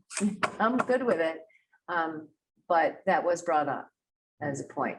So we can either let it stand as it is, which is fine with me. The only way that I can address those kinds of comments So- made is that's the only. Legally, can we say restrained at a least on a public way, which would include Main Street and stuff, but Gould Meadows is not a public way? Sure. That's what, that's why I want the leash is for, Okay. my granddaughter's walking down Main Street and this big dog knocks her over and scars her and stuff. Either- running down Main Street. So 3 would be for, or 3 only for, right, so how do you want to word it? So, In a public way, the dog must be restrained by a leash. Not like Gould Medals and hiking and stuff. it doesn't have to be. Right, let me look into that. Look into that. Language there, because I'm wondering if like on open space trails and others could be exempt from the leash or, Okay, let me look, so we'll fix this Yeah, all one it's gotta piece. be is like, on a public way physically controlled. yeah, And then down below on 3, Just- not on a public way or, some other description. Right, but I could see something like, what about the skateboard park or areas like that, parks, the public beach, if somebody was to bring a dog. I don't think you have a dog in the beach, can you? All you have to do is declare it a service animal and you'd have to let them Yeah. let the dog out. So let me look at some language. This would be a good one. Just, I understand what you guys are looking at. You Yeah, we just, want those outdoor recreational areas where people could, as dog should run. dog is under control, wouldn't necessarily have to be on a leash. Right. And it would fit with exactly what's actually happening. Yeah. All right, Yeah, but on public ways, I think that does address it, but yeah, we could come up with language. yeah. I know. I should look into that with the town attorney and stuff, and then that will be on the website, and we'll vote on that at our next Thursday Right. night meeting. And then there was a comment in here in this, Mike, I think it's already struck this 1D under section 5. And that's basically just a legal thing Okay. from the attorney. So that's the only other change that went in there. A housing numbering. That one is. That's all set, right? That one. I think so. I just want us to go over these I at don't this think I've point. even I mean, if seen the we're, house numbering one, though.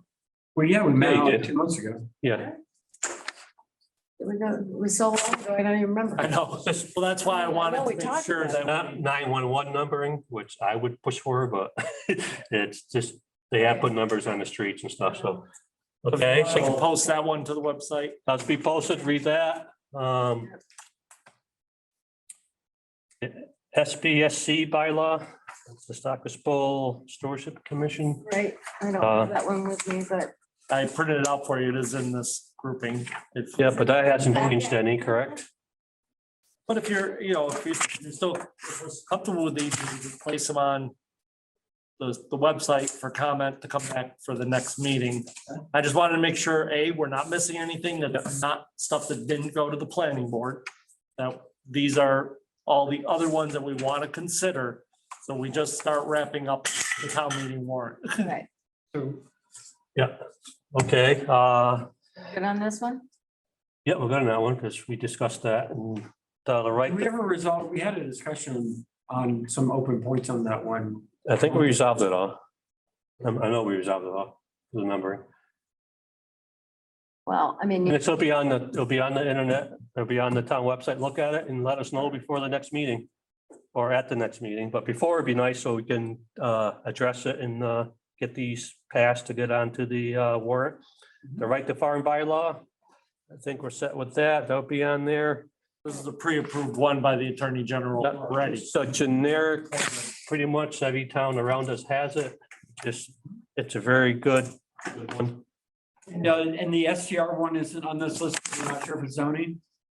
What's that one? no, there's a wrinkle in There's a that. wrinkle, yeah. There was a wrinkle that In came here, up, Patrick.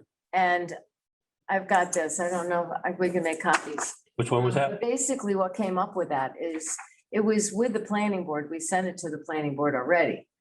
However, as it turns out, in talking to Donna Brewer, we need to put it in our usage, our zoning usage.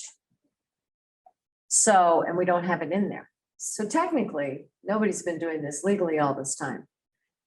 So, and he and I. Shut down all talked about it. We rentals? assumed- so Oh. Mass General. I'm asking. We need to fix it. We gotta fix it, you can't shut them down, we gotta fix it. We have to fix it. So Okay. anyway, and the fix is very similar to the one that we had the petitions on.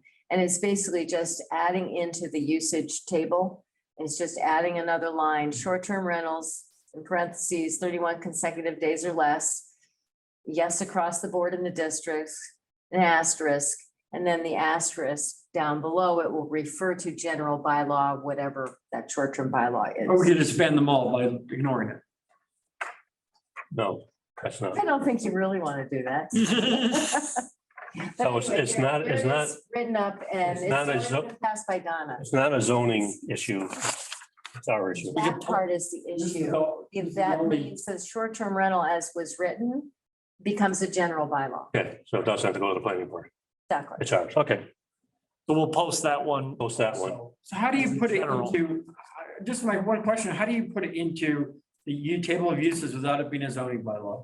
No, it has, no, That piece. that is. part has to, and then the note on the bottom is then refers the other regulations in our general. It's a zoning, it's not a planning So board. this part is gonna have to be That's referred. the zoning, yes. Yes. And they've already gotten a heads up at planning board. That's what I was alluding to in their meeting the other night. I said something had come up.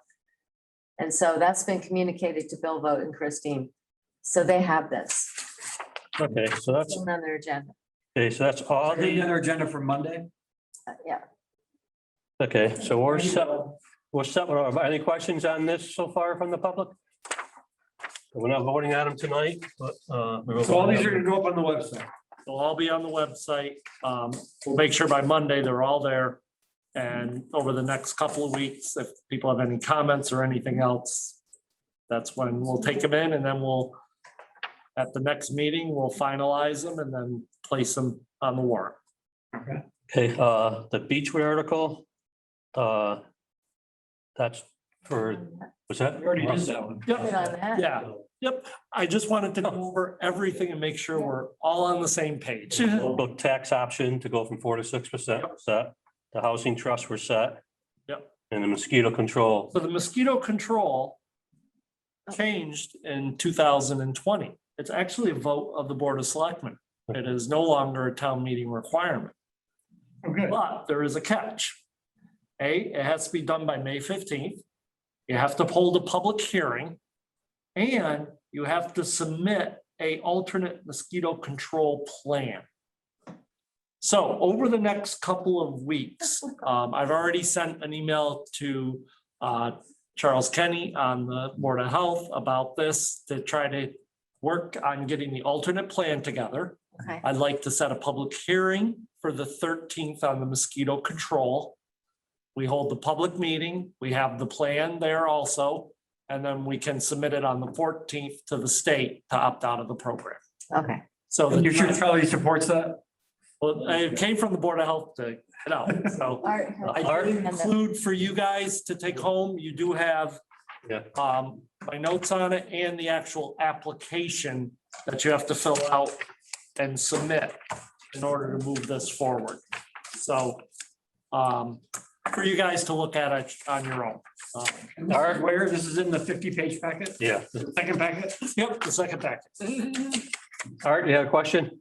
I do, thank you. I took Rebecca Benson's name off the screen to make things easier for everybody. Art Krieger, 4 Grove Road, President of Beechwood. This time I am asking, speaking on behalf of Beechwood, just a quick question on the Beechwood Maintenance District article that you mentioned a moment ago. It's on the warrant, as I understand it. When do you vote whether to actually support it at town meeting?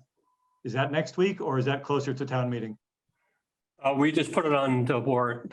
We voted on, we're gonna vote on these to put it on the warrant tonight. But when? That one was already voted to place on it. It's already on the warrant. I understand, but at town meeting, I assume the moderator or somebody asks how the selectmen, select board, the finance committee or anybody else feels about various articles. Won't you Yes, be I believe it's at the town meeting that is either endorsed, or not endorsed by the select board or the finance committee. Right, so do you take that vote ahead of time then? That's done at the meeting, At the meeting, okay. right? I'm not sure how, I know the finance committee's. The finance, they say they endorsed it or didn't endorse it, and I think same with the select board. The fact that we put it on the warrant is an implicit endorsement. I mean, are you looking for us to say, we're for this? Well, if the town's practice is that putting it on the warrant's implicit endorsement, that's fine. We would be hoping for the select board to support it implicitly or explicitly, yeah. I think usually you run into voting whether you support it or not, if it's a petition article. Yeah. But in this case, you guys placed it on. So it's an article of the selectmen. Yeah, it's our article, we placed Anyone it. asks, I support it. All right, so it's, okay, if that carries your implicit support, that's fine. I don't mean to make things more complicated. Thank you. Okay. So all these are already on the warrant.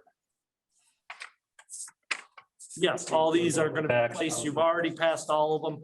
Is there anything, like I said, I just want to make sure at this point, we're closing in now on, is there anything that you guys can think of, articles, bylaws that haven't gone to planning Oh, yeah. that we need to address?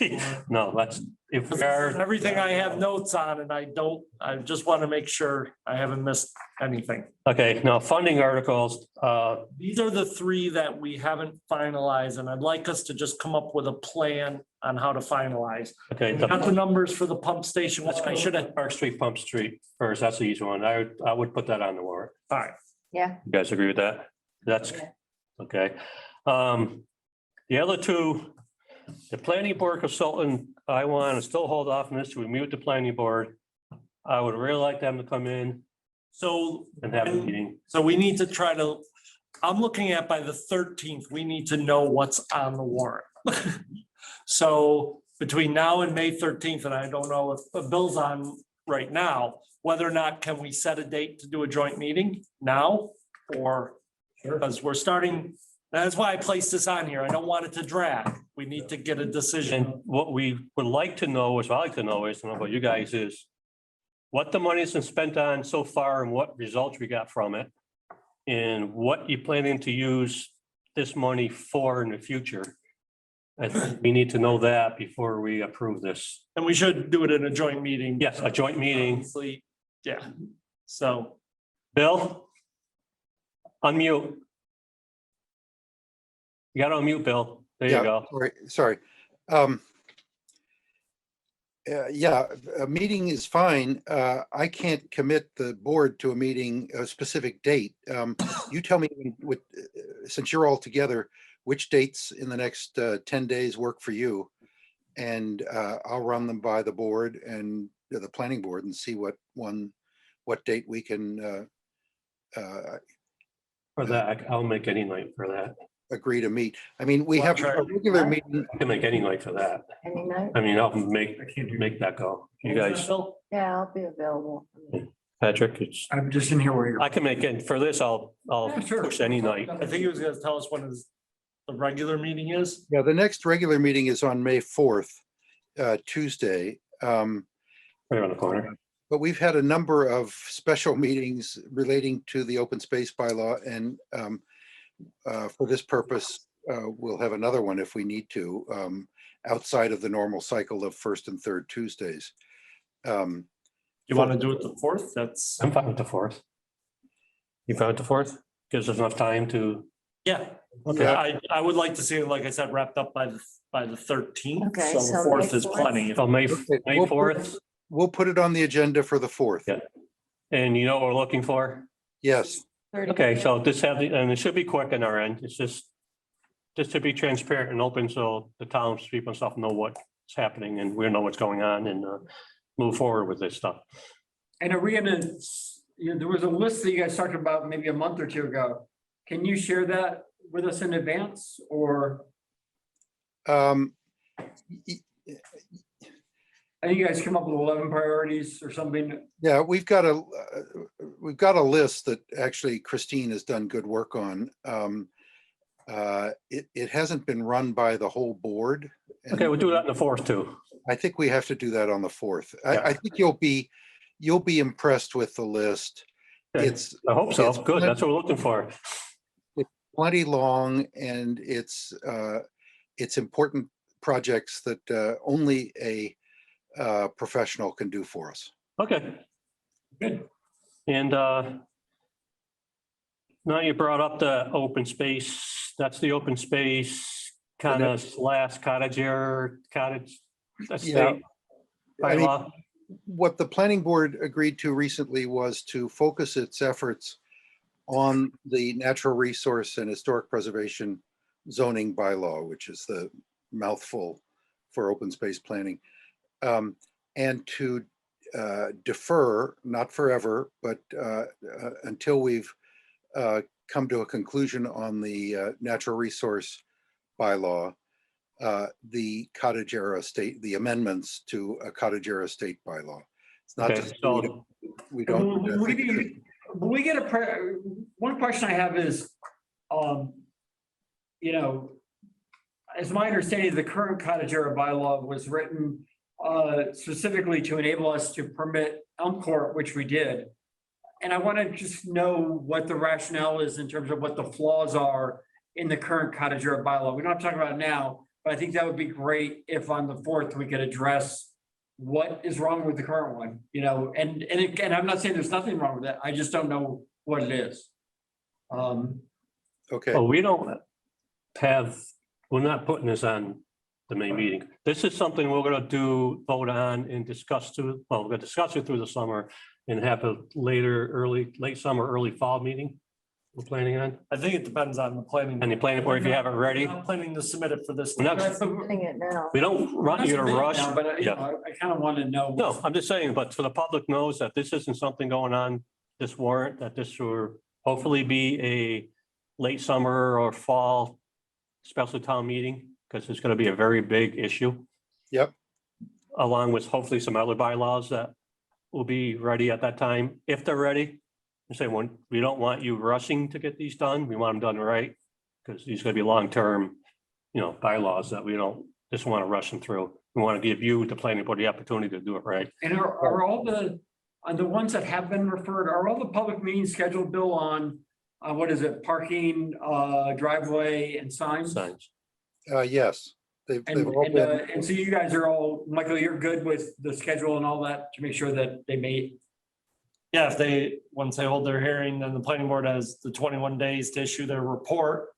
So it can be as quick or as long as that period. And if we close so I'm trying to get, the reason why I listed everything else, I want to get everything else done. So the only things that are remaining to place in the warrant, which we'd have to close on the 27th, would be just the stuff coming from the planning board after their public hearing and then their comments back. So I think that works, right, Bill? I trust Michael's assessment of the schedule. Yes. I keep saying maybe, because the meeting's actually in June 12th, I believe, right? Right, but we have to set. Yeah, I'm saying, but, it's- no, I'm saying May, but we got a few extra weeks. Okay, excellent, thank you. Thank you. Thank you, Bill, for everything. Sure. The intersection. Oh. Is I that, tried to reach out, I'm trying to get some dates from them, and I was thinking about the first week of May.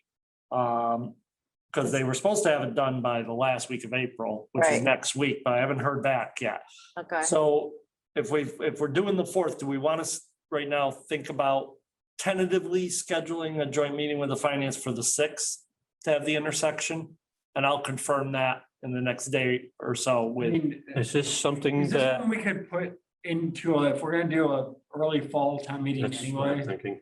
It just seems like I mean, This is a very big issue. It's gonna take a lot of time. It's gonna take a lot of education. I think we should have 3 or 4 meetings throughout the summer. And put this onto the meeting in the fall. Good. It's just, I think this needs a lot of input, The public needs to understand. understand it, and I don't want to, and it's gonna be a very lengthy meeting in June to begin with. And it's a very important project, and I would like to push it All right, and we don't have to push to schedule this. We can schedule this once after done and the June after meeting, we can. the June meeting hold a The joint. June meeting will Right. really go hot So and we're heavy. on- striking right now the intersection. Was that? I'll take you later. Okay. Everybody agree to that? yep. Okay. So that's that part. Okay. Look at my deck. You see the tabletop now. All right, so where are we? Permission to solicit donations from, what's this, Masui, for what? Done a Tefferon. What is this about? It's an ice skating rink. No, I'm kidding. This has to do with the treatment that has been recommended is not often used for this purpose. It is a secondary use. Nevertheless, I did some research on the company that makes this product, and they're very climate change focused in terms of telling the story. And I thought there might be an opportunity to solicit some free product on a very expensive chemical. This is treatment for what? Has to do with treatment of ice climb. Don't we have We that? have not discussed treatment on ice climb. We haven't. We've approved the inventory. The inventory is not done. I understand that. And they're We recommending. did discuss it. I made a whole presentation on the treatment that was We didn't recommended. vote on. I'm not suggesting we voted on it. All I'm saying is that that was why I had an opportunity to do some research and I didn't realize that this would be as sensitive. And so I put it on the agenda, and if you want to table it for now, that's fine. I think it's premature because Yeah. we don't even have an inventory, so we don't know what the scope of the problem is at this point in terms of what we're talking about. Let's table this right now. Yeah, Okay. Create a gift account for Ice Glen. gift account? Let's create gift account for Ice Folks Glen. who want to donate money to help rescue Ice Glen can get a tax deduction if there's a gift account that the town opens. And to the degree that anybody wanted to make a donation, I wanted to make it available to them. Do we know if that's legal, Michael? Yes, it is. Okay. So you have gift accounts, you raise money for parades, you raise money for whatever, people can give it for a specific No purpose issue with this. Yeah. for it, so. Okay. Yeah, I'll make a motion that we set up a gift account for the Ice Glen for the purpose of the trees. Yeah, just say Ice Glen, it's the Ice Glen gift account. Okay, Okay, all those in favor? Aye. aye, And we got the tablet center open. yeah. Thanks, Highway Department. And what's TA? Oh, you fixed the bridge? Yeah. We fixed the bridge, but what's TA?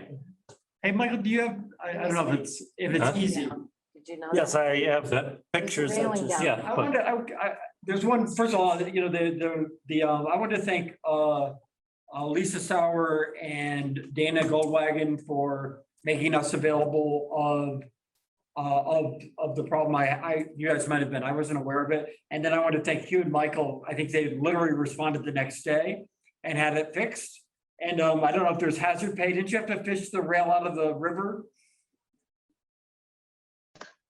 Yeah, we had to put new railings up and refasten the post that had gotten broken.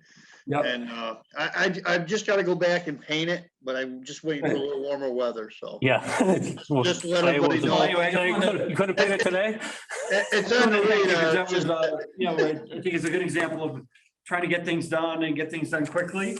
I took this picture a few days ago, and I just wanted to show everybody what it looked like 25 years ago. This is from the Library of Congress.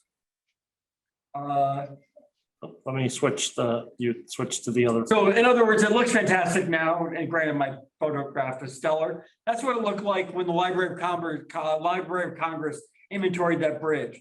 And I think that this town is doing a pretty good job at beautifying our beautiful structures. When you compare to, you know, sort of how it looked back in the day, you know, this is maybe 15 years after they closed the bridge in 1981. And compared to that, I think it's a pretty telling story on, you know, people really care about how this town looks, and it shows in I think the one picture says it all. So this is a historical bridge. Very much so. That's very. This is one of the real historical bridges in the town of Yeah. Stockbridge that's on the list, and so we could get funding to, This is something Service. that we could possibly look at they'll historically. look into not reopening it, but refurbish it to keep it from falling into the Housatonic. Yeah, and it'll always be a pedestrian bridge because it can never carry the weight of what's needed for vehicles, but it's a. We used to go over that bridge with hay wagons It's in the full. Library of Congress. So, yeah. So thanks to you for helping keep it look like this. Thank You you. guys are doing a great job. Thanks for everything. You were doing a great job, and thank your highway crew and everything for the work they're doing. Update and harvesting plan for 2021 summer season. Well, we got that almost finalized.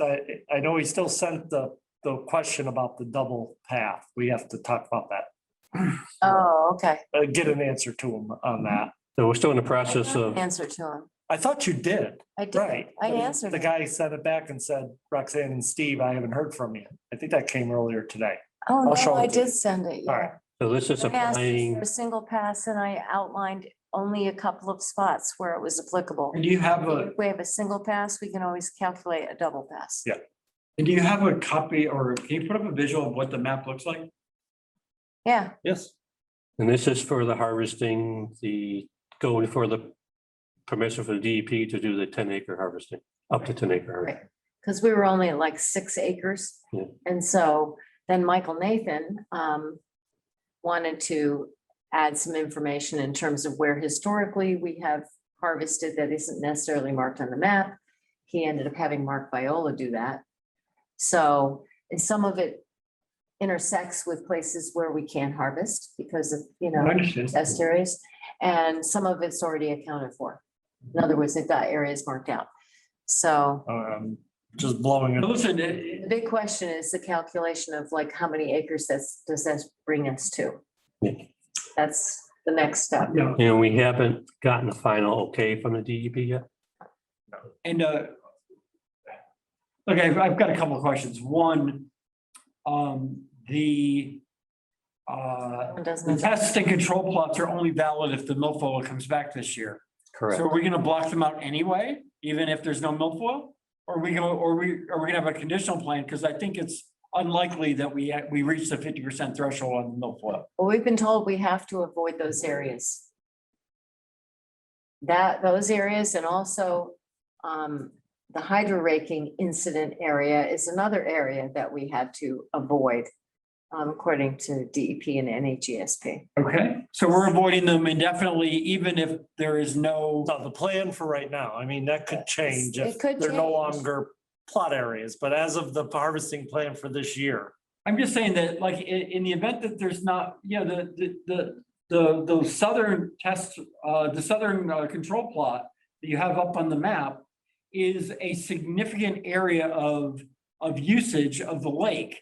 And in the event that by July or whenever it is that we're gonna send someone out to figure out if we're reaching the threshold of milfoil, if it's not there, it'd be great if we were able to give them relief, because there's absolutely no reason if we don't start the herbicide test this year to be blocking off all that land that many users of the lake use. And I don't know if it's possible, but We don't know what point that's going to be at though, right now. So we Right, don't know. right. And they will have to go out, the SBA will be going out to determine, to do their stem count. And if their stem count is inadequate, then it's inadequate, but we won't know that until. they knew it by July of this past year. That still leaves August and September, which are the big. Be a request We for an have to- extension of that permit, which the test area, I don't know, Yeah, there's we don't know. proposed control areas that we're not supposed to touch right now. You can't. Right now, we're We've just been getting a told plan point in blank, place we to can't do what touch we can. I'm not giving you a hard time. So our hands are No, I understand. Our hands are tied on that because of the permitting agreement for the herbicide. We can't touch those areas. Right, I mean, So that's it. I mean, that's, we kind of just don't know, but that's what the I premise mean, yeah, has to move forward. the point I'm making is that it might be several years before the milfoil comes back. Are we expected to never give these homeowners relief with the harvester for all that period before we might even be able to start that project, let alone finish it? you may Which is not. 3 years long. You may not have any Each authority. year we'll determine it on the year before. So Yeah. next year, if we go to modify the plan because we can go into those areas, we will. Right. But for now, the plan is. You gotta stay out of those it. areas are areas to avoid. All right. And And there's additional areas that were marked.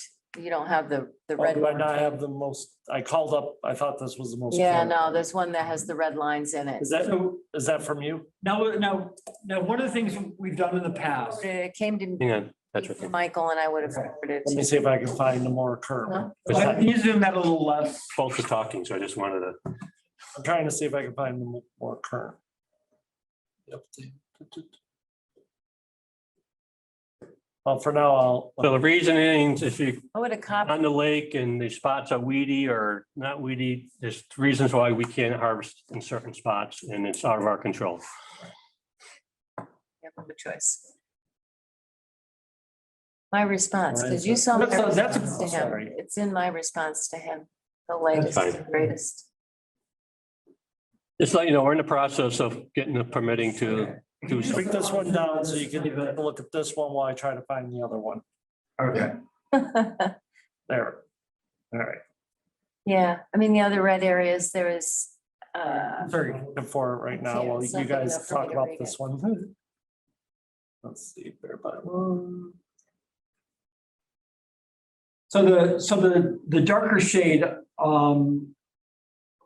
just north of the island is off limits, correct? The green hatch, I'm colorblind, so I'm just saying. yeah, going the by green shades. hatching just north of the island, that whole hash mark, that's one of the tests. I know. And then the one at the very southern part, that's the green hash marks, that's the other test area.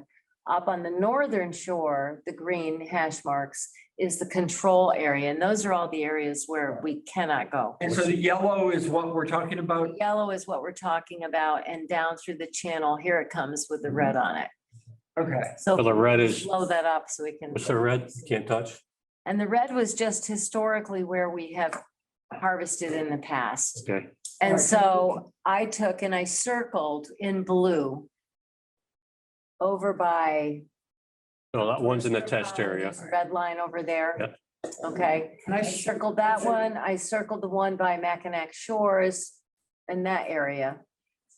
Ignoring the one by the causeway because we're already covering a big area there. And then going down. And then ignoring down through the channel, obviously, because we're already covering that. So we we're just asked. I actually ran the harvester. Finish. I mean, we're just those three areas. It was, our question is, okay, if we do one pass, what's the additional acreage of that? And then from that, we could always then calculate a double pass or a triple pass, you know what I'm saying? So we just asked for that information back because as it had been done with just the yellow areas, that's only adds up to 6 acres. We got 4 more acres, So we potentially, that's what I'm looking at. It's like, okay, well, what's the rest of this? 360 something acre. Then determine with them, how much flexibility do we have? Because we don't know where the milfoil is gonna grow. We don't know where there's gonna be a problem area. Why is the GPS it? Exactly. Yeah, they'll be checking that, and if we're out of limits, they'll be pulling the permit. So You want me to I put just the- want to show you, just so that you know, yeah, I ran the harvester for a year, so. Yeah. Just this area here, so is this area here envisioned or no? Oh, I don't want to break anything. That's potentially an add-on. Okay, this area here has consistently got people, not complaining, but really requesting relief because. Can't touch that. This was a very dense weed area here. So they wanted it. They wanted it. They can't have it. Oh, No. yeah, this is an okay area. Oh, that's down there. I'm sorry. That's I'm in the wrong spot. proposed. Okay, I was Obviously, down there. Around the beach area here, once again, for obvious reasons, that's what's important. Right. This area here was not so much, is that because of the Mackinac Boat Club?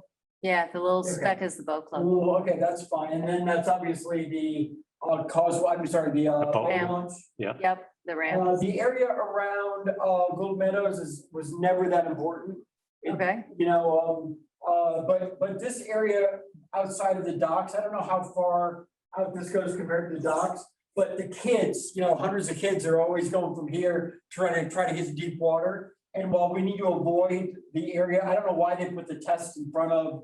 But that's not, The camp is over here. the camp is over farther. Okay, so in the area right south of the camp is a really important area because they're constantly trying to, they got motorboats at the camp and Right, but you got all those yellow areas there and I don't know how this is they, at the causeway. yeah, but. So you're talking directly in front of the camp. I mean, the causeway is here, That's yeah. but I'm saying that the camp has docks and those docks. Between the docks and the deep water, you've got a lot of motorboat traffic and a lot of kayak and canoe traffic. Okay. Because of all the kids. And so this area right here is kind of important. And then down way at the bottom of the map, if you can kind of scroll so you can see more south. One thing that we should consider now, it's hard to tell with the menu, blow it up a little bit.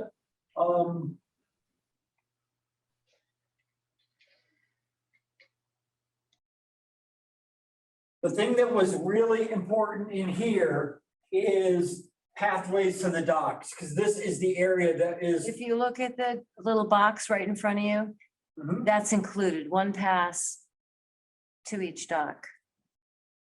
Well, but I'm just not highlighting, how are you figuring out? There's, the, no, they've included that in their original calculations, so I can't quite read it. One Yeah. pass with With harvesters harvesters through and outlet channel, outlet, and then, remaining minimum of 5-foot distance from shoreline to maximum extent possible. right, there's, Because a- we used to go all the way up to one side of everybody's dock. So we would go down the main channel and then we would That's basically been, branch off. that's been requested. that's, Okay. that's in And the request. it's in the calculation, while it's not showing in the map, it is. Okay. And then the only other question would be, if you're gonna, are you planning on ending there or keeping the channel to the dam clear? Because sometimes you have to bring a boat into the dam. So You know, like way at the outlet, at the end of the outlet. Can you get over the, Boat to the dam. can you Gary get, Kleinerman has had to, because you know, that's where the spigot thing is. you can walk to that. Well, Gary, But sometimes like, yeah, okay. I got a question. What is this red? But yeah, when you have to cross, pick up and cross the gas line and the sewer line to get in the I other side. don't- Or can you go over that? I haven't been down. no, Okay, so we are looking, pursuing with getting the 10-acre permit for. Don has his hand up. Yeah, I have a question. You can hear me okay? Yes, we can now. Thank you. Yeah, had a little technical problem earlier. Sorry about that. Still learning this stuff. Hey, so what does the red line represent? I'm sort of confused here a little bit. the red line was just added, Don, and that was at Michael Nathan's request. He asked Mark Viola, where did we historically harvest? But the whole red line in the channel, they had already calculated going down the channel to do the harvesting. So it's kind of redundant in that case. Okay. Okay, because I was kind of interested in how the logic behind them stopping at the, I don't want to go back. We can take this up another time, them stopping at the pipeline. Since the cove area and the waterfall area is beautiful and is used by people all the time. And great fishing hole and so forth. Yes, it is. So I'm sorry. Thank you very much. Oh, you're welcome. Okay. Okay. Hey, Thanks for that. Once again, thanks for all the hard work on pulling all this harvesting stuff together, you guys. This is really awesome. So since I'm a town employee, am I gonna be able to use the blue one? No, it's pretty fun. It's a pretty fun machine to operate. I'm just, and then my other question for you is if we only need 10 acres, are we gonna keep both? I don't know why we need both and, we might want to not keep both. Well, I Sounds mean, like it's it's a good. thought. On the other hand, we have redundancy, so if one breaks down, you still have. Yeah, the old one always breaks down because it's like 30 years old and we, Worked on, so yeah. last fall, they both, It's just there's an expense to maintain them, expense to warehouse them or whatever they do with them in the winter. They're, I think we've been putting them at Donovan's, right? how are the harvesters? I really don't know. They're at Donovan. they're at Donovan's. Last year, we spent quite a few weeks getting them up and ready, and they should be ready to go. Because we didn't use them last year, correct? Yeah, my question is, do we need both of them in a world where we're only doing 10 acres of permission? Is it worth keeping redundancy? Because that means you gotta basically keep two machines operating and you have to, pay Donovan's to store two machines and all the rest of it. Yep. Yeah, I don't really know. Mark would be better to ask on the efficiency of the big one versus the small one, but to keep the storage on, I think there's 3 machines over there. Isn't there a parts machine? One of them there? doesn't even work. I mean, it's just sort of like clearing out all this crap is my point. Right. I can tell you the blue one is twice as fast as the other one. I've run both of them. And yet the capacity is a little bit smaller, but with these kind of numbers, it's not gonna matter. We were doing 5 or 10 times this map. We were basically clear cutting. That's where we got in trouble. Yeah, so. Okay. We'll look into that. No, I have no, need. I haven't been through a summer. I have no idea what. All right, we can deal with it after this. Q hasn't I either. think Q hasn't, right. Yeah, so let's Didn't have it let's last. get through the season and see how things work. If we get the permit, hopefully we You want get my it. keys back? Okay, so last on the list is to take action on one-day all alcohol licenses for the Berkshire Botanical Garden. First one is May 1st. 202, that's like, Huh? No, that should be 2021. but 2021. May 1st from 5 to 7 for exhibit opening. May 28th from 5 to 11 for rehearsal dinner. May 29th from 4 to 11 for a wedding. June 11th, 5 to 7 for exhibit opening. June 12th, 4 to 11 for a wedding, and June 26th, 4 to 11 for a wedding. Okay. Any questions on any of this? No. Any questions from? how big are the weddings, just out of curiosity? Huh? How big are they? Don't know. Oh, Just because there's a deed restriction on the trade lot across from the Botanical Garden, you know, where they're only allowed to use that for parking for the Harvest Festival or something, I believe. really? You know, that's really up to them and, you know. I don't know. I'll tell you on May 29th is the first one coming up. I'm right there, so I'll let you know. I think it's too big. Do we care how big these events are? What's that? Pardon me? It's your neighborhood. Do we care how big these events are? Well, it's a limit to it. I don't particularly care. The only thing that was a problem last year was amplified music. They had this little tiny things. And so the question was, why are you having to amplify the music? Because they were limited to 25 or 50 people. Well, they're not And gonna it be was this. all like out on the lawn.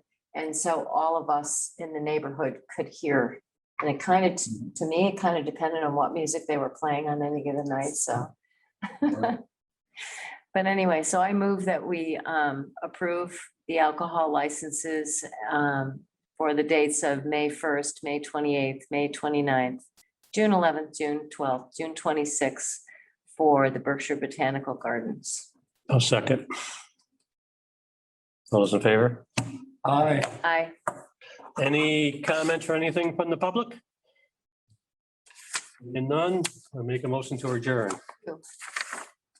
Aye. All those in favor? Aye. Aye.